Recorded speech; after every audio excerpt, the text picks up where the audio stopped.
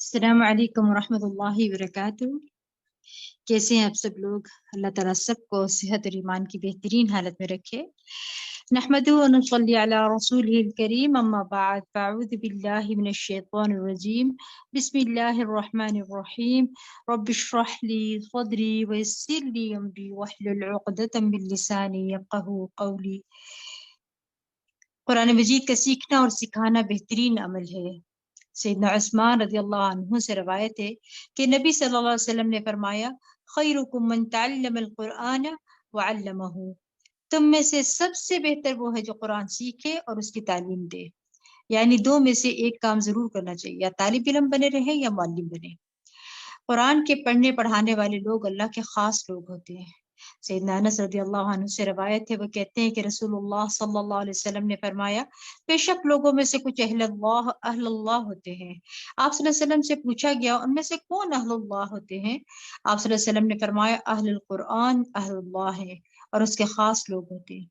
یعنی جن لوگوں کا تعلق قرآن مجید سے مضبوط ہوتا ہے وہ اللہ کے خاص بندے ہوتے ہیں، وی آئی پی ہوتے ہیں۔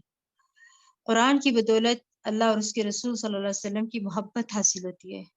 سیدنا ابن مسعود رضی اللہ عنہ کہتے ہیں، جو شخص قرآن سے محبت کرتا ہے وہ دراصل اللہ اور اس کے رسول صلی اللہ علیہ وسلم سے محبت کرتا ہے، اور یہ دونوں محبتیں ہماری ایمان کا حصہ ہیں۔ سیدنا ابو سعید خدری رضی اللہ عنہ بیان کرتے ہیں کہ ایک آدمی میرے پاس آیا اور اس نے مجھے کہا کہ مجھے کوئی وصیت کریں، تو میں نے کہا، تم نے جو سوال مجھ سے کیا ہے، میں نے تم سے پہلے یہی سوال رسول اللہ صلی اللہ علیہ وسلم سے کیا تھا، اور آپ نے فرمایا تھا، میں تمہیں اللہ سے ڈرنے کی وصیت کرتا ہوں، کیونکہ یہ ہر چیز کی بنیاد ہے، اور جہاد کو لازم پکڑ لو کہ وہ اسلام کی رہبانیت ہے، اور اللہ کے ذکر اور قرآن کی تلاوت کا اہتمام کیا کرو، کیونکہ وہ آسمان میں تمہارے لیے باعث رحمت اور زمین میں تمہارے لیے باعث تذکرہ ہے، اور قرآن کی بدولت مطلوبہ چیز کا حصول آسان ہو جاتا ہے۔ امام ابراہیم مقدسی اپنے شاگرد عباس بن عبد الدائم کی وصیت کیا کرتے تھے کہ قرآن کی کثرت سے تلاوت کرو اور اسے ترک نہ کرو، تو تم جو طلب کرنا چاہتے ہو وہ تمہارے لیے اتنا ہی آسان ہو جائے گا جتنی تم قرات کرو گے۔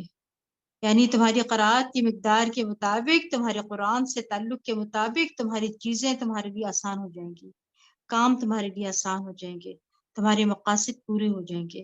تو اللہ تعالیٰ ہمیں بھی اس رمضان میں اور اس کے بعد بھی زیادہ سے زیادہ قرآن پڑھتے رہنے کی توفیق عطا فرمائے، آمین ثم آمین۔ 13واں پارہ۔ بسم اللہ الرحمن الرحیم وما أبرئ نفسی إن النفس لأمارة بالسوء إلا ما رحم ربي إن ربي غفور رحيم وقال الملك ائتوني به أستخلصه لنفسي فلما كلمه قال إنك اليوم لدينا مكين أمين۔ شروع اللہ کے نام سے جو بڑا مہربان نہایت رحم کرنے والا ہے۔ اور میں اپنے آپ کو پاک صاف نہیں کہتا، کیونکہ نفس تو اکثر برائی پر اکساتا رہتا ہے، مگر جس پر میرے پروردگار کی رحمت ہو، یقیناً میرا رب معاف کرنے والا، رحم کرنے والا ہے۔ اس آیت میں سیدنا یوسف علیہ السلام اپنے بارے میں کہتے ہیں کہ اگر چاہے میری صفائی پیش ہو چکی ہے، اس کے باوجود میں اپنے آپ کو، اپنے نفس کو پاک نہیں کہتا۔ قرآن مجید میں ایک دوسری جگہ بھی ہمیں یہ ہدایت دی گئی ہے، فَلَا تُزَكُّوا أَنفُسَكُمْ، یعنی اپنے نفس کی پاکی کے دعوے نہ کرو، اپنے آپ کو بہت نیک نہ سمجھو، اپنے آپ کو گناہوں سے پاک نہ سمجھو۔ ہر انسان کسی نہ کسی درجے پر کہیں نہ کہیں کسی نہ کسی غلطی کا شکار ہو جاتا ہے، اور جو جتنا زیادہ تقویٰ رکھتا ہے، جتنا زیادہ اللہ کے قریب ہوتا ہے، اتنا ہی ڈرتا ہے، اور اس کو اتنی ہی زیادہ اپنی غلطیاں بھی نظر آتی ہیں، اور ان غلطیوں کی بنا پر ہی وہ اللہ سے ڈرتا رہتا ہے کہ میں نے اللہ کی عبادت کا حق ادا نہیں کیا اور بہت سی کوتاہیاں کی ہیں۔ یوسف علیہ السلام ایک عظیم انسان تھے، اگرچہ وہ انتہائی صابر و متقی انسان تھے، لیکن پھر بھی وہ اپنے آپ کو بری الذمہ قرار نہیں دیتے، اور برائی کی نسبت نفس کی طرف کرتے ہیں کہ نفس تو اکثر برائی کی طرف اکساتا رہتا ہے۔ لیکن جس پر میرے رب کی رحمت ہو، یعنی انسان اپنے نفس کی شرارت سے صرف اسی وقت بچ سکتا ہے جب اللہ کی رحمت ہو انسان کے اوپر، ورنہ انسان اپنے ہی نفس سے دھوکہ کھا جاتا ہے اور غلط چیز کو خوبصورت سمجھ کر، اچھا سمجھ کر، فائدہ مند سمجھ کر اس کو کر بیٹھتا ہے، چاہے اس کے بعد اس کو ندامت ہی کیوں نہ ہو۔ عام طور پر نفس کی 3 اقسام بتائی جاتی ہیں۔ ایک نفس امارہ جو گناہوں کا حکم دیتا ہے یا ابھارتا ہے، جب انسان برائی کر بیٹھتا ہے تو۔ دوسرا نفس لوامہ ہوتا ہے جو برائی پر اس کو ملامت کرتا ہے۔ تیسرا نفس مطمئنہ ہوتا ہے کہ جب انسان توبہ کر لیتا ہے تو ہی نفس مطمئنہ ہوتا ہے، یا پھر خیر یا نیکی کے کام ہی انسان کے نفس کو نفس مطمئنہ بناتے ہیں۔ اور ہم سب کو اس کا ارادہ کرنا چاہیے، اس کی کوشش کرنی چاہیے، اور ہر وقت اپنے اندر کو چیک کرتے رہنا چاہیے، محاسبہ کرتے رہنا چاہیے کہ کیا ہمارے اندر کا نفس نفس مطمئنہ ہے یا نہیں، کیونکہ مرتے وقت نفس مطمئنہ کو ہی فرشتے یہ خوشخبری دیں گے، ارجعی الی ربک راضیۃ مرضیہ، چل اپنے رب کی طرف اس حال میں کہ تو اپنے انجام نیک سے خوش اور اپنے رب کے نزدیک پسندیدہ ہے۔ نفس مطمئنہ اس کو حاصل ہوتا ہے جو اپنے رب سے راضی ہوتا ہے، اور رب بھی اس سے راضی ہو جاتا ہے، رضی اللہ عنہم ورضوا عنہ۔ اور یہ اسی وقت حاصل ہو سکتا ہے نا جب بندہ رب کی رضا کے کام کرتا رہے۔ ہم سب کو دعا بھی کرنی چاہیے اور اس کے لیے کوشش بھی کرنی چاہیے۔ نفس میں کسی بھی وقت کوئی ہلچل ہو تو واپس اس کو نفس مطمئنہ کی طرف لانا چاہیے، چاہے اللہ سے توبہ کرنا ہو یا بندوں سے معافی مانگنی ہو۔ پھر فرمایا، بادشاہ نے اپنے قاصد سے کہا، اسے میرے پاس لاؤ، میں اسے اپنے لیے مخصوص کرنا چاہتا ہوں۔ یوسف آ گئے تو بادشاہ نے ان سے بات چیت کی اور کہا، آج سے تم ہمارے قابل اعتماد مقرر ہو۔ یوسف کہنے لگے، مجھے زمین کے خزانوں کا نگران مقرر کر دیجئے، میں ان کی حفاظت کرنے والا ہوں اور یہ کام جانتا بھی ہوں۔ کیونکہ بادشاہ نے پیشکش کی کہ اب آپ کا ہمارے یہاں بہت بڑا مقام ہے، مرتبہ ہے، آپ ہمارے یہاں ہماری مدد کریں گے، ہمارے ساتھ مل کر کام کریں گے۔ تو پھر یوسف علیہ السلام نے اپنے لیے اس کام کا انتخاب کیا جس کو وہ سب سے بہتر طور پر کر سکتے تھے، جس کے لیے باقی لوگ تیار نہ تھے، لیکن اللہ سبحانہ تعالیٰ نے یوسف علیہ السلام کو ایک خاص مرحلہ سے گزار کر عزیز مصر کے گھر میں رکھ کر ایسی زبردست جو ہے وہ حکمت عطا کی تھی کہ اب وہ اس عہدے کو لینے کے لیے قابل تھے۔ تو اس آیت سے یہ بات پتہ چلتی ہے کہ انسان کے لیے جائز ہے کہ اگر اس کے پاس کوئی ہنر ہو، مہارت ہو، کوئی اسکل ہو یا علم ہو، تو اس بنا پر کہ وہ دوسروں کی خدمت کر سکتا ہے، وہ اپنی اسی خوبی کا ذکر کر سکتا ہے کہ میں یہ کام جانتا ہوں۔ ٹھیک ہے، اپنے آپ کو جو ہے انسان بڑی چیز بتائے، یہ چیز جائز نہیں ہے کہ بلا وجہ جا کے ہر جگہ یہ بات کرتے رہے یا فخر کرے۔ ٹھیک ہے، دوسروں کے کام آنے کے لیے اس طرح کی باتیں نہیں کرنی چاہیے، لیکن ماوردی کہتے ہیں کہ ایسا کرنا عام حالات میں مطلقاً جائز نہیں ہے، یعنی بلا وجہ اپنے منہ میاں مٹھو بننا اور اپنی تعریف بیان کرنا ایک ناپسندیدہ عمل ہے۔ دیکھیں یہاں پہ مطلقاً جائز نہیں ہے، لیکن ضرورتاً جائز ہے۔ جیسے آپ اپنے سی وی میں اپنے بارے میں لکھتے ہیں، لیکن اگر وہی سی وی ہر وقت اپنی زبان سے دہراتے رہیں یا ہر مجلس میں، تو پھر ایک ناپسندیدہ بات ہوگی نا۔ اور مخصوص حالات میں جب اس کے ساتھ کوئی مقصد جڑا ہوا ہو تو ایسا کرنا درست ہوتا ہے، پھر ورنہ بلا وجہ تذکرہ کرنا اور ریاکاری کرنا ناپسندیدہ فعال ہے۔ اور صاحب فضل انسان جتنا ہو سکے ان چیزوں سے بچے، بلکہ استغفار ہی کرتا رہے، اپنے گناہوں کو یاد کرتا رہے تاکہ وہ نیکیوں میں اور آگے بڑھے۔ پھر فرمایا، اس طرح ہم نے یوسف کو اس سرزمین میں اقتدار عطا کیا، وہ جہاں چاہتے رہتے، ہم جسے چاہیں اپنی رحمت سے ایسے ہی نوازتے ہیں اور نیک لوگوں کا اجر ضائع نہیں کرتے۔ یعنی کہتے ہیں کہ وہ وہی عہدہ جو تھا نا عزیز مصر کے پاس تھا، اب یوسف علیہ السلام کو مل گیا، یعنی جس کے غلام تھے اب غلام کی بجائے آقا کے منصب پر آ گئے تھے، جہاں چاہتے تھے رہتے تھے، یعنی اب بہت کچھ ان کے کنٹرول میں آ گیا تھا اور ساری مملکت میں ان کے بے پناہ اختیارات ہو گئے تھے۔ اور یہ نیکی جو جس کا ذکر کر رہے ہیں، یہ نیکی کون سی نیکی تھی؟ یہ ان کا صبر تھا، جو مشکل ترین حالات میں انہوں نے کنویں میں صبر کیا، باہر نکل کے جس قافلے نے ان کو نکالا ان کے سامنے اپنی کہانی بیان کرنا نہیں شروع کی کہ میرے بھائیوں نے میرے ساتھ بہت ظلم کیا، مجھے یہاں پھینک گئے، مجھے میرے گھر واپس پہنچا دیجیے۔ کچھ نہیں کہا. پھر غلامی میں صبر کیا, جیل میں بھی صبر کیا, حرام کام پر صبر کیا. ایک عورت نے برائی کی دعوت دی, اس دعوت کو قبول نہیں کیا, اس پر صبر کیا. جیسی جیسی ان کی آزمائشیں تھیں ویسا ویسا صبر کرتے گئے. یاد رکھیے نبی کریم صلی اللہ علیہ وسلم نے فرمایا جتنی مشقت ہوتی ہے اسی مقدار پر اللہ کی مدد آتی ہے. یعنی جتنے مشکل حالات سے آپ کو گزارا جاتا ہے, اگر آپ صبر کریں تو اتنی مقدار میں اللہ کی مدد آپ کے پاس آئے گی. اور بے شک اللہ کی طرف سے صبر کی توفیق بھی اسی مقدار میں ملتی ہے جتنی بڑی آزمائش ہوتی ہے. لیکن یہ کس کو ملتی ہے؟ جو صبر کرنا چاہتا ہے اللہ تعالیٰ اس کو صبر عطا کر دیتا ہے. صبر کرنے کی وجہ سے ہی انسان کے اوپر آزمائش ٹلتی ہے اور دن بدلتے ہیں اور اچھے دن بھی آتے ہیں. پھر کس طرح ہوتے ہیں؟ یہ صبر کے نتیجے میں ہوتا ہے. پھر فرمایا اور جو لوگ ایمان لائے اور اللہ سے ڈرتے رہے ان کے لیے آخرت کا اجر ہی بہتر ہے. یہاں پر آخرت کے اجر کا ذکر اس لیے کر دیا گیا ہے کہ یہ تو صبر کے نتیجے میں دنیا میں ان کو اللہ تعالیٰ نے ایک بہت بڑا مقام دیا تھا, لیکن آخرت کا اجر تو کہیں بڑا ہے. یعنی دنیا کے اجر سے ہی اندازہ کر لو کہ آگے بھی کیا کچھ ملنے والا ہے. سبحان اللہ. کچھ عرصے بعد یوسف کے بھائی مصر آئے اور یوسف کے پاس حاضر ہوئے. یوسف نے تو انہیں پہچان لیا مگر وہ انہیں نہ پہچان سکے. یعنی کچھ عرصے بعد جب یوسف علیہ السلام کے بھائی مصر آئے تو اب مصر میں قحط آ گیا تھا, جو فلسطین, شام اور آس پاس کے علاقوں میں بھی پہنچ گیا. اور یوسف علیہ السلام نے جس طرح غلہ کو سنبھالا اور اس کی تقسیم کر رہے تھے تو یہ خبر کنعان تک پہنچی, جہاں پر ان کے والد اور بھائی رہتے تھے. ان کے بھائیوں کو نہیں پتا تھا کہ بادشاہ کون ہے, لیکن ان کی تعریف ہر جگہ ہونے لگی. یہ سن کر کہ اس جگہ سے غلہ مل سکتا ہے, بھائی بھی یوسف علیہ السلام کے پاس آئے. یوسف علیہ السلام کے بھائیوں نے تو ان کو کنویں میں پھینک کے اپنا کام مکمل کر لیا تھا. ان کے تو وہم و گمان میں بھی نہیں تھا کہ آج اس تخت پر جو بیٹھا ہے وہ ان کا بھائی ہے. یہ بھی صبر کی ایک بات ہے نا, کہ انہوں نے اپنے بھائیوں کو پہچان لیا. یہ بھی معلوم کر لیا کہ ایک بھائی پیچھے بھی ہے, کیونکہ بنیامین ساتھ نہیں تھے جو ان کے سگے بھائی تھے حضرت یوسف علیہ السلام کے. تو اس لیے انہوں نے کہا کہ اپنے جس بھائی کو چھوڑ کر آئے ہو آئندہ اس کو بھی لے کر آنا. یہ بھی کہا کہ میں تمہارے ساتھ کتنا احسان کر رہا ہوں.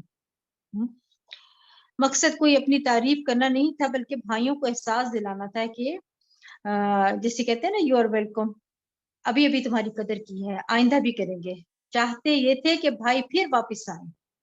ٹھیک ہے.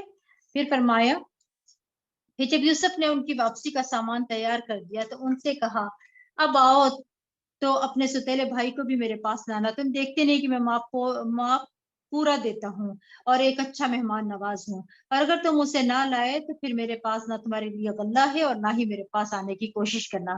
وہ کہنے لگے ہم اس کے والد کو اس کام پر آمادہ کریں گے اور یہ کام کر کے رہیں گے. اور یوسف نے اپنے خادموں سے کہا ان کی پونجی ان کے گھر ان کے کھرجیوں میں ہی رکھ دو, تاکہ جب وہ اپنے گھروں میں پہنچے تو اسے پہچان لے, اور شاید اسی طرح وہ جلد دوبارہ یہاں آئیں. پھر جب وہ اپنے باپ کے یہاں پہنچے تو کہنے لگے ابا جان آئندہ ہمیں غلہ دینے سے انکار کر دیا گیا ہے, لہٰذا ہمارے ساتھ ہمارے بھائی کو بھیج دیں, اس طرح ہی ہمیں غلہ مل سکے گا اور ہم یقیناً اس کی حفاظت کرنے والے ہیں. یعقوب علیہ السلام نے کہا کیا میں ایسے ہی تم پر اعتبار کروں جیسے اس سے پیشتر اس کے بھائی کے بارے میں اعتبار کیا تھا. فاللہ خیر حافظا وهو ارحم الراحمین, اللہ ہی بہتر محافظ اور وہی سب سے زیادہ رحم کرنے والا ہے. یاد رکھیے دنیا میں جب کبھی آپ کو کسی چیز کے کھو جانے کا ڈر ہو تو اس وقت اسے اللہ کی حفاظت میں دیکھ کر یہی جملہ دہرا دیا کریں, فاللہ خیر حافظا وهو ارحم الراحمین. پھر فرمایا ولما فتحوا متاعهم وجدوا بضاعتهم ردت الیہم.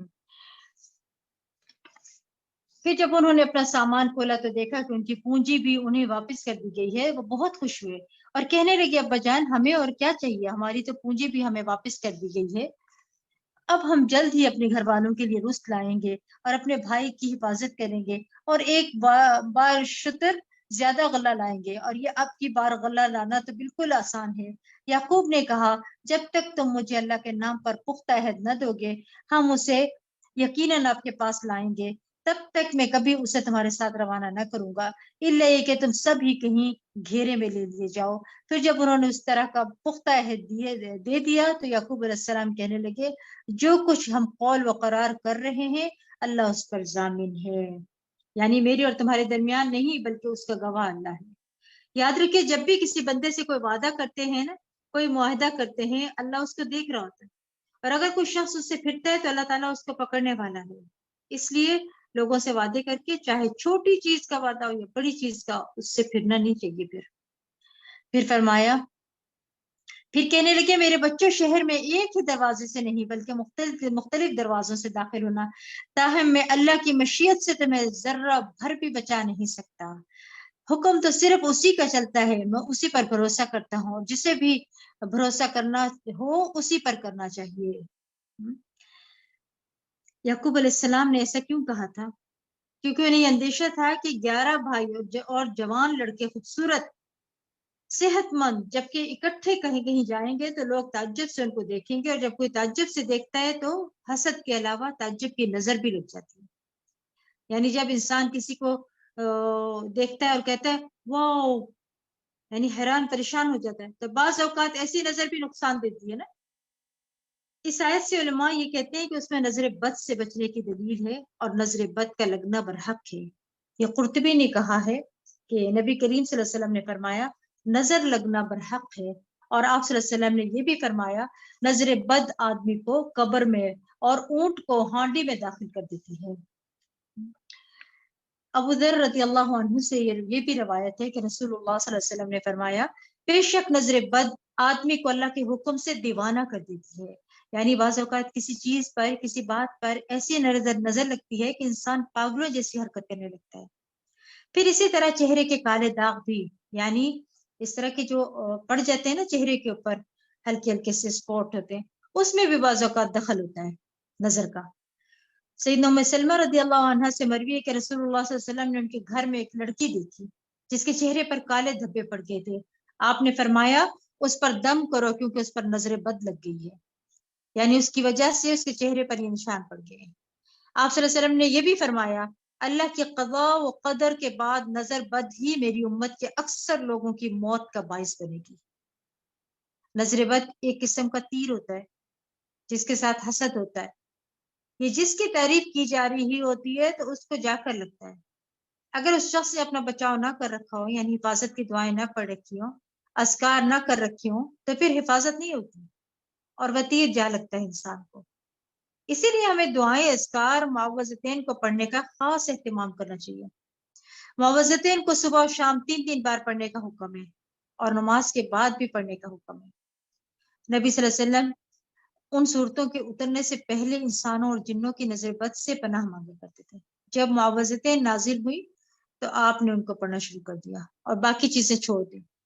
تو اس سے یہ پتہ چلتا ہے کہ کبھی آپ باقی لمبے چوڑے اذکار نہیں بھی کر سکتے، دیر سے آنکھ کھلتی ہے، ٹھیک ہے، تو یاد رکھیے ان اذکار کے پڑھنے کا وقت کون سا ہے؟ سورج نکلنے سے پہلے اور سورج غروب ہونے سے بھی پہلے، یعنی مغرب کے بعد کا وقت نہیں ہے۔ اکثر لوگ نا مغرب کے بعد کر رہے ہوتے ہیں۔ فجر کی نماز اور سورج نکلنے کے درمیان پڑھیں، عصر کی نماز اور سورج غروب ہونے کے درمیان میں پڑھیں۔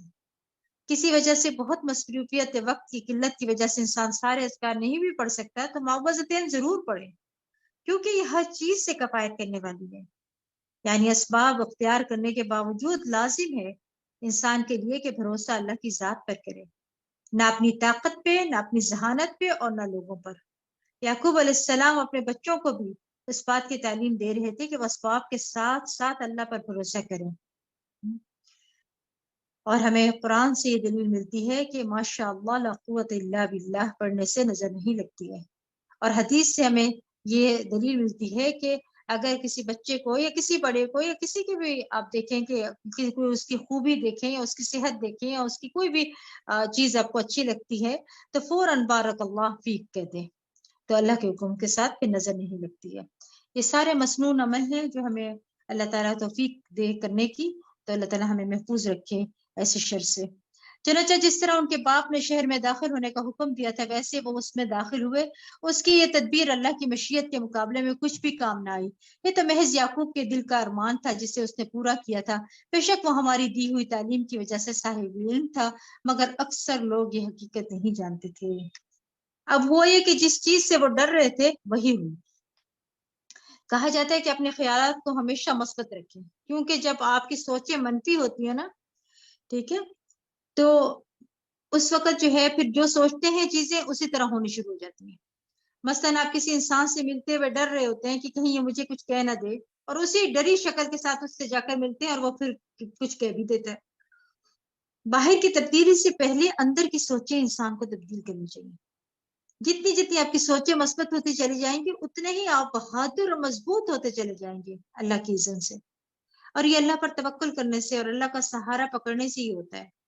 یعنی مثبت سوچ صرف اس وقت ہو سکتی ہے جب انسان اللہ کے بارے میں گمان اچھا رکھے کہ خیر ہی ہوگی، فاللہ خیر حافظ، حفاظت اللہ ہی کی ہے، اللہ ہی بچانے والا ہے، اور اللہ نے بچایا۔ مشکل ضرور آئی لیکن اللہ نے بچایا۔ بعض اوقات ایسا بھی ہوتا ہے نا کہ آپ ساری دعائیں پڑھ لیتے ہیں، سب اسباب اختیار کر لیتے ہیں، اس کے باوجود پھنس جاتے ہیں۔ جہاں پھنسنا ہوتا ہے پھر کہتے ہیں کہ اس کا کیا ہوا جو ہم نے پڑھا تھا، ہم نے تو استخارہ کر کے شادی کی تھی، پھر یہ مشکل کیوں پیش آئی؟ نہیں، پھر بھی آ سکتی ہے۔ یہاں دیکھیں کہ سب کچھ انتظامات ہو رہے ہیں، لیکن یعقوب علیہ السلام کو ایک اور صدمہ دیکھنا پڑا، لیکن یہ وقتی تھا، اس میں کوئی حکمت تھی۔ یہ وقت گزر گیا اور آگے آپ دیکھیں کتنی بڑی بڑی ترقیاں ہوئی۔ چاہے استخارہ کر کے آپ شادی کریں اور پھر کچھ مشکلات پیش آ جائیں، تو بعض اوقات اللہ تعالیٰ آپ کو ان مشکلات سے گزار کر مضبوط کرتا ہے۔ کچھ چیزیں آپ نے کتابوں میں نہیں سیکھی ہوتی، وہ آپ کو بندے سکھاتے ہیں۔ کچھ ایسے بندے زندگی میں مل جاتے ہیں جو بڑے مہربان ہوتے ہیں، محبتیں ان کی آپ کو بہت کچھ سکھا جاتی ہیں۔ لیکن کچھ بڑے مشکل لوگ بھی زندگی میں آ جاتے ہیں، جن کے تلخ رویے آپ کو بہت کچھ سکھا جاتے ہیں اور بہت بہادر کر دیتے ہیں۔ اور پھر دل اللہ کے ہاتھ میں ہے، پتہ نہیں کب بدل جائے۔ اس کے بعد اچھے حالات بھی آ جاتے ہیں۔ تو کبھی استخارے کو بلیم نہ کیا کریں اور کبھی اذکار کو بلیم نہ کریں کہ کوئی فائدہ نہیں دعائیں کرنے کا کیونکہ وہی ہو گیا۔ پھر اس میں بھی خیر ہے، اگر حالات آپ کی توقع کے خلاف ہو گیا تو اس میں بھی خیر تھی۔ ایک خیر وہ ہوتی ہے جس کو آپ خیر دیکھتے ہیں، وَعَسَىٰ أَن تَكْرَهُوا شَيْئًا وَهُوَ خَيْرٌ لَكُمْ وَعَسَىٰ أَن تُحِبُّوا شَيْئًا وَهُوَ شَرٌّ لَكُمْ۔ تو ہم نے خیر اور شر کو اپنے حساب سے بنا رکھا ہے کہ ہماری نظریں جس چیز کو خیر دیکھتی ہیں ہم بس اسی کو خیر سمجھتے ہیں، اور جو تکلیف و حالات ہماری زندگی میں آ جاتے ہیں اس کو اپنے لیے خیر نہیں سمجھتے۔ لیکن حدیث میں آتا ہے کہ مومن ہر حال میں خیر ہوتی ہے۔ مومن کے ہر حال میں خیر ہوتی ہے، اسے کوئی نعمت پہنچتی ہے تو وہ شکر ادا کرتا ہے، اور اسے کوئی تکلیف پہنچتی ہے تو وہ صبر کرتا ہے، اور یہ چیز اس کے حق پہ بہتر ہوتی ہے۔ تو اس لیے کیا کرنا ہے، ہر حال میں اللہ کی رضا میں راضی رہیں اور اچھے دنوں کا انتظار کرتے رہیں۔ یہ بھی وقت گزر جائے گا۔ پھر فرمایا جب یہ لوگ یوسف کے پاس آئے تو یوسف نے اپنے بھائی کو اپنی ہاں جگہ دی اور اسے بتا دیا کہ میں ہی تیرا بھائی ہوں، تیرا بھائی یوسف ہوں، لہٰذا تم اب ان باتوں کا غم نہ کرو جو یہ کرتے ہیں۔ اب قافلہ آ جاتا ہے مصر، اپنے بھائیوں کو دو دو کر کے رکھا، بنیامین اکیلے رہ گئے تو ان سے چھپ کر ملاقات کی، سب حالات لیے اور دیے اور اسے بتایا میں ہی تمہارا بھائی یوسف ہوں، لہٰذا تم اب ان باتوں کو غم نہ کرنا جو یہ کرتے رہے۔ یہ ہوتا ہے معاف کرنا۔ معاف کرنے سے ماضی تو نہیں بدلتا مگر مستقبل خوبصورت ہو جاتا ہے۔ اس کے لیے ضروری ہے کہ منفی سوچ کو ذہن سے نکال کر مثبت سوچ پیدا کریں۔ پھر جب یوسف نے ان کی روانگی کے لیے ان کا سامان تیار کیا تو اپنے بھائی کے سامان میں اپنا پانی پینے کا پیالہ رکھ دیا۔ جب یہ لوگ شہر سے نکل آئے تو پیچھے سے ایک پکارنے والے نے پکار کر کہا، اے قافلہ والو، تم تو چور ہو۔ انہوں نے پکارنے والے کی طرف متوجہ ہو کر پوچھا، تمہاری کیا چیز کھو گئی ہے؟ وہ بولے، بادشاہ کا پانی پینے کا پیالہ ہمیں نہیں مل رہا ہے کہیں، جو شخص وہ لا کر دے اسے ایک باشتر انعام ملے گا اور میں اس کا ضامن ہوں۔ وہ کہنے لگے، اللہ کی قسم تم خوب جانتے ہو کہ ہم اس ملک میں فساد کرنے نہیں آئے اور نہ ہی ہم چور ہیں۔ وہ بولے، اگر تم جھوٹے ثابت ہوئے تو اس چوری کی کیا سزا ہوگی؟ برادران یوسف کہنے لگے، جس کے سامان میں وہ گمشدہ چیز پائی جائے وہی اس کا بدلہ ہے۔ میں اپنے ہاں ظالموں کو اسی طرح سزا دیتے ہیں، ہم اپنے ہاں ظالموں کو اسی طرح سزا دیتے ہیں۔ یعنی مصر کے قانون کے مطابق وہ کسی مسافر کو اپنے یہاں نظر بند نہیں کر سکتے تھے، لیکن یعقوب علیہ السلام کی شریعت میں یہ تھا، تب اسی کو بنیاد بنا کر یہ فیصلہ کیا گیا کہ اب چور نکل آیا تو اس کو آپ رکھ سکتے ہیں، ٹھیک ہے۔ پھر اس ضامن نے یوسف کے بھائی بنیامین کے سامان کی تلاشی لی، تلاشی سے پہلے دوسرے بھائیوں کے سامان کی تلاشی لینا شروع کی، پھر پیالہ کو اس کے بھائی کے سامان سے برآمد کر لیا۔ اس طرح ہم نے یوسف کے لیے تدبیر کی۔ یوسف کے لیے مناسب نہ تھا کہ شاہ مصر کے قانون چوری کے مطابق اپنے بھائی کو اپنے پاس رکھ سکیں، الا یہ کہ ہم جس چاہیں درجات بلند کر دیتے ہیں، اور ایک علیم ہستی ایسی ہے جو ہر صاحب علم سے بالاتر ہے۔ برادران یوسف کہنے لگے، اگر اس نے چوری کی ہے تو اس سے بیشتر اس کا بھائی یوسف بھی چوری کر چکا ہے۔ یوسف نے ان کے اس الزام کو دل میں چھپائے رکھا اور ان پر کچھ ظاہر نہ ہونے دیا، اور زیر لب کہنے لگے، تم بہت ہی برے لوگ ہو، یہ جو کچھ تم بیان کر رہے ہو اللہ اسے خوب جانتا ہے۔ آپ دیکھیں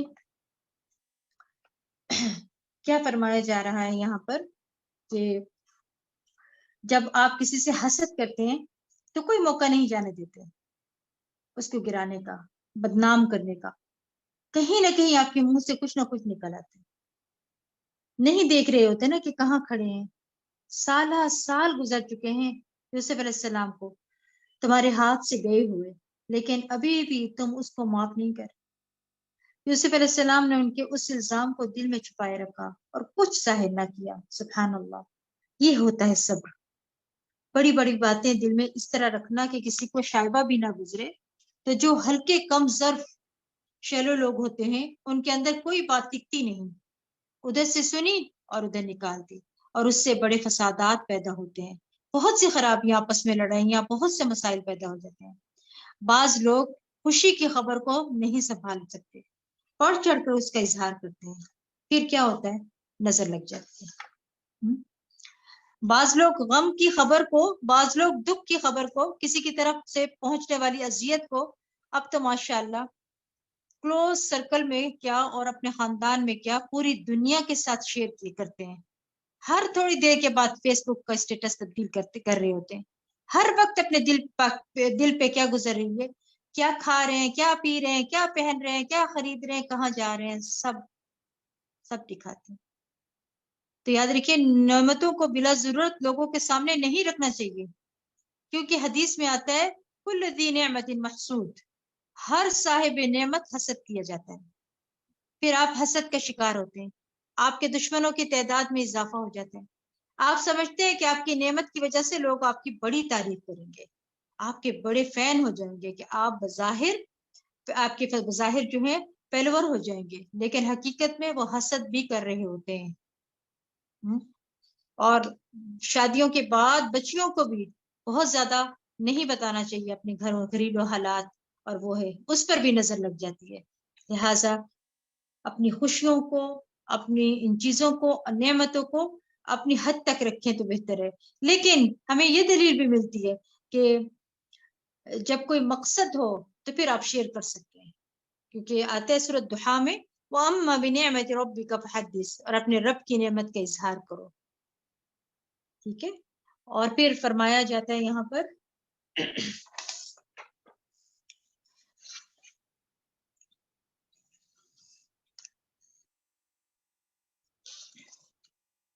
وہ کہنے لگی حضور والا اس کا باپ بہت بوڑھا ہو چکا ہے، لہٰذا اس کے بجائے ہم سے کوئی ایک رکھ لیجئے، ہم دیکھ رہے ہیں کہ آپ بہت احسان کرنے والے ہیں۔ کیا فرمایا، اِنَّا نَرَاكَ مِنَ الْمُحْسِنِينَ، یعنی سبحان اللہ، جیل کے ساتھیوں نے بھی کہا اور اب بھائی بھی کہہ رہے ہیں کہ اِنَّا نَرَاكَ مِنَ الْمُحْسِنِينَ، کیونکہ جو محسن ہوتا ہے وہ ہر جگہ ہی محسن ہوتا ہے، ہر جگہ اس کے احسان کو جو ہے وہ انکریج کیا جاتا ہے، محسن کا احسان چھپا نہیں رہتا، ٹھیک ہے۔ اور پھر کیا فرمایا جا رہا ہے یہاں پر، قال معاذ اللہ ان نأخذ الا من وجدنا متاعنا عنده انا اذا لظالمون، یوسف نے کہا اس بات سے اللہ کی پناہ، ہم تو اسے ہی پکڑیں گے جس کے ہاں ہم نے اپنا گمشدہ سامان پایا ہے، اگر ہم ایسا کریں تب تو ہم ظالم ٹھہرے۔ پھر جب وہ یوسف سے مایوس ہو گئے تو علیحدہ ہو کر مشورہ کرنے لگے۔ سب سے بڑے بھائی نے کہا، یہ پتہ ہے کہ تمہارے باپ نے اللہ کے نام پر تم لوگوں سے پختہ عہد لیا ہوا ہے، نیز تم اس سے پیشتر یوسف کے معاملے میں بھی زیادتی کر چکے ہو۔ یہ وہی بھائی ہے جس نے کہا تھا کہ کنویں میں مت پھینکے، اور آج پھر وہی بات وہ اچھی نصیحت کر رہے ہیں۔ اب میں تو یہاں سے کبھی نہ جاؤں گا تاکہ میرا باپ مجھے حکم دے یا اللہ میرے لیے فیصلہ کر دے، وہی سب سے بہتر فیصلہ کرنے والا ہے۔ تم لوگ اپنے باپ سے جا کر کہو ابا جان آپ کے بیٹے نے چوری کی ہے، ہم نے وہی گواہی دی جو ہم جانتے تھے اور ہم پوشیدہ چیزوں کے نگہبان نہیں ہیں۔ آپ ان بستی والوں سے پوچھ لیجئے جہاں ہم رہے اور ان قافلے سے بھی جن کے ساتھ ہم آئے ہیں، اور ہم یقیناً سچے ہیں۔ اب انہیں اپنی سچائی کی یقین دلانا پڑ رہا ہے کیونکہ وہ اعتماد کھو چکے ہیں نا پہلے۔ جس پر لوگ ٹرسٹ نہیں کرتے اس کو بڑی قسمیں کھانی پڑتی ہیں سچا بننے کے لیے، اور جو سچا ہوتا ہے وہ یقین دہانی کرائے بغیر ہی سچ بولتا ہے اور اس کو سچا سمجھا جاتا ہے۔ تو یہاں اپنے آپ کو انہوں نے سچا ظاہر کرنے کی پوری کوشش کر رہے ہیں۔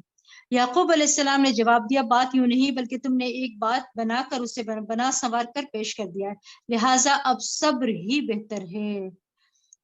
ہو سکتا ہے کہ اللہ نے ان سب کو میرے پاس ہو سکتا ہے اللہ ان سب کو میرے پاس لیا ہے، بلا شبہ سب کچھ جاننے والا اور حکمت والا ہے۔ پچھلے تجربے کی بنا پر یعقوب علیہ السلام نے ان کی بات کا اعتبار نہیں کیا۔ اب 3 بیٹے غائب ہو گئے۔ بڑا بھائی جس نے کہا میں نہیں جاؤں گا جب تک بنیامین نہیں جائے گا۔ بنیامین اور یوسف علیہ السلام تو پہلے ہی سے وہاں تھے۔ صبر جمیل، ایسا صبر جس میں کوئی شکایت نہیں ہوتی ہے۔ یہ تو وہ باتیں ہیں جن کا ذکر قرآن مجید نے کر دیا، لیکن روزمرہ زندگی میں پتہ نہیں کون کون سے مرحلے ایسے ہوں گے، کون کون سے ایسے معاملے ہوں گے ان بچوں کے جس پر یعقوب علیہ السلام مستقل صبر کر رہے ہوں گے، کیونکہ بد اخلاقی کے رویے مستقل ہی ہو جاتے ہیں نا، روز ہی اذیت بن جاتے ہیں۔ تو قرآن میں صبر جمیل بھی کہا ہے، ٹھیک ہے۔ پھر فرمایا یعقوب نے ان کی طرف سے منہ پھیر لیا اور کہنے لگے ہائے یوسف، اور ان کی آنکھیں غم سے بے نور ہو گئی تھیں اور وہ خود غم سے بھرے ہوئے تھے۔ سبحان اللہ، یعقوب علیہ السلام نے ان کی طرف سے منہ پھیر لیا۔ ایسے لوگوں کے ساتھ ایسے ہی کرنا ہوتا ہے نا کہ ان کو جواب دینا اور انہیں سمجھانا بعض اوقات بے فائدہ ہوتا ہے۔ وہ غم سے بھرے ہوئے تھے۔ اس سے یہ پتہ چلتا ہے کہ مصیبت پر آنسو بہانا جائز ہے۔ غم اگر دل میں گھر کر جائے تو یہ ایک فطری سی بات ہے، لیکن صرف آنسو بہانے کی حد تک۔ جیسے اپنے بیٹے ابراہیم علیہ السلام کی وفات پر آپ صلی اللہ علیہ وسلم آنسو بہا رہے تھے تو عبد الرحمن بن عوف رضی اللہ عنہ نے کہا تھا آپ بھی روتے ہیں؟ تو آپ صلی اللہ علیہ وسلم نے کہا اے ابن عوف، یہ تو ایک رحمت ہے، غم کے موقع پر آنسو کا آ جانا رحمت کی علامت ہے۔ فرمایا آنکھ اشکبار ہے، دل غم زدہ ہے، لیکن ہم زبان سے وہی کہیں گے جس سے ہمارا مالک راضی ہو۔ اے ابراہیم، تیری جدائی سے یقیناً ہم غمگین ہیں۔ تو مصیبت کے وقت غم کا ہونا تقویٰ کے خلاف نہیں، لیکن جزا فضا کرنا منع ہے۔ چیخنا چلانا، رونا پیٹنا، منہ سے غلط بولنا، یہ سب منع ہے۔ فرمایا یہ حالت دیکھ کر وہ کہنے لگے اللہ کی قسم آپ تو یوسف کو یاد کرتے ہی رہیں گے تاکہ اپنے آپ کو غم میں بھلا دیں یا ہلاک ہو جائیں۔ یعقوب علیہ السلام نے جواب دیا میں تو اپنی پریشانی اور غم کی فریاد اللہ کے سوا کسی سے نہیں کرتا، اور اللہ سے میں کچھ ایسی چیزیں جانتا ہوں جنہیں تم نہیں جانتے۔ ابھی کیا فرمایا جا رہا؟ قال انما اشکو بثی وحزنی اللہ۔ غور کریں ذرا ان الفاظ پر، میں تو اپنی پریشانی اور غم کی فریاد اللہ کے سوا کسی سے نہیں کرتے۔ انسان کیا کر رہا ہوتا ہے؟ اب آپ دیکھیں اپنے ارد گرد کے لوگ، انما اشکو بثی وحزنی اللہ کرتے ہیں کہ الی الناس کرتے ہیں؟ جو بھی غم کی بات ہوتی ہے، جو بات ہے وہ اللہ سے جا کے کرنے کے بجائے لوگوں کے کانوں میں کر رہا ہوتا ہے۔ تو کیا ہے؟ اللہ کی طرف کرنا ہے۔ بسی بس ہوتا ہے، شدید غم کو کہتے ہیں، معمولی غم نہیں، بہت شدید غم۔ اور دوسری طرف اللہ کی مہربانی کی وجہ سے میرے اندر اچھا گمان بھی ہے، اور یہ امید میری طاقت کو بڑھا دیتی ہے، اس لیے میں مایوس نہیں ہوں۔ حضرت عمر رضی اللہ عنہ بھی بعض اوقات نماز میں یہ صورت پڑھتے اور ان آیات پر اتنی ہچکیاں لینے لگتے کہ تیسری اور چوتھی صف پہ بھی لوگ ان کے رونے کی آواز سنتے تھے۔ تو بندہ نماز میں کھڑے ہو کر اگر روتا ہے اور اس کو اپنا کوئی غم یاد آ جاتا ہے اور وہ اپنے رب کے سامنے فریاد کرتا ہے تو کوئی حرج نہیں، جب تک کہ زبان سے کوئی ایسی بات نہ نکلے۔ آنسو بہہ سکتے ہیں۔ دیکھیں یوسف علیہ السلام چند میل دور کنویں میں تھے، ٹھیک ہے, اور کتنی تکلیفیں انہوں نے برداشت کی. اب یہاں پر آ رہا ہے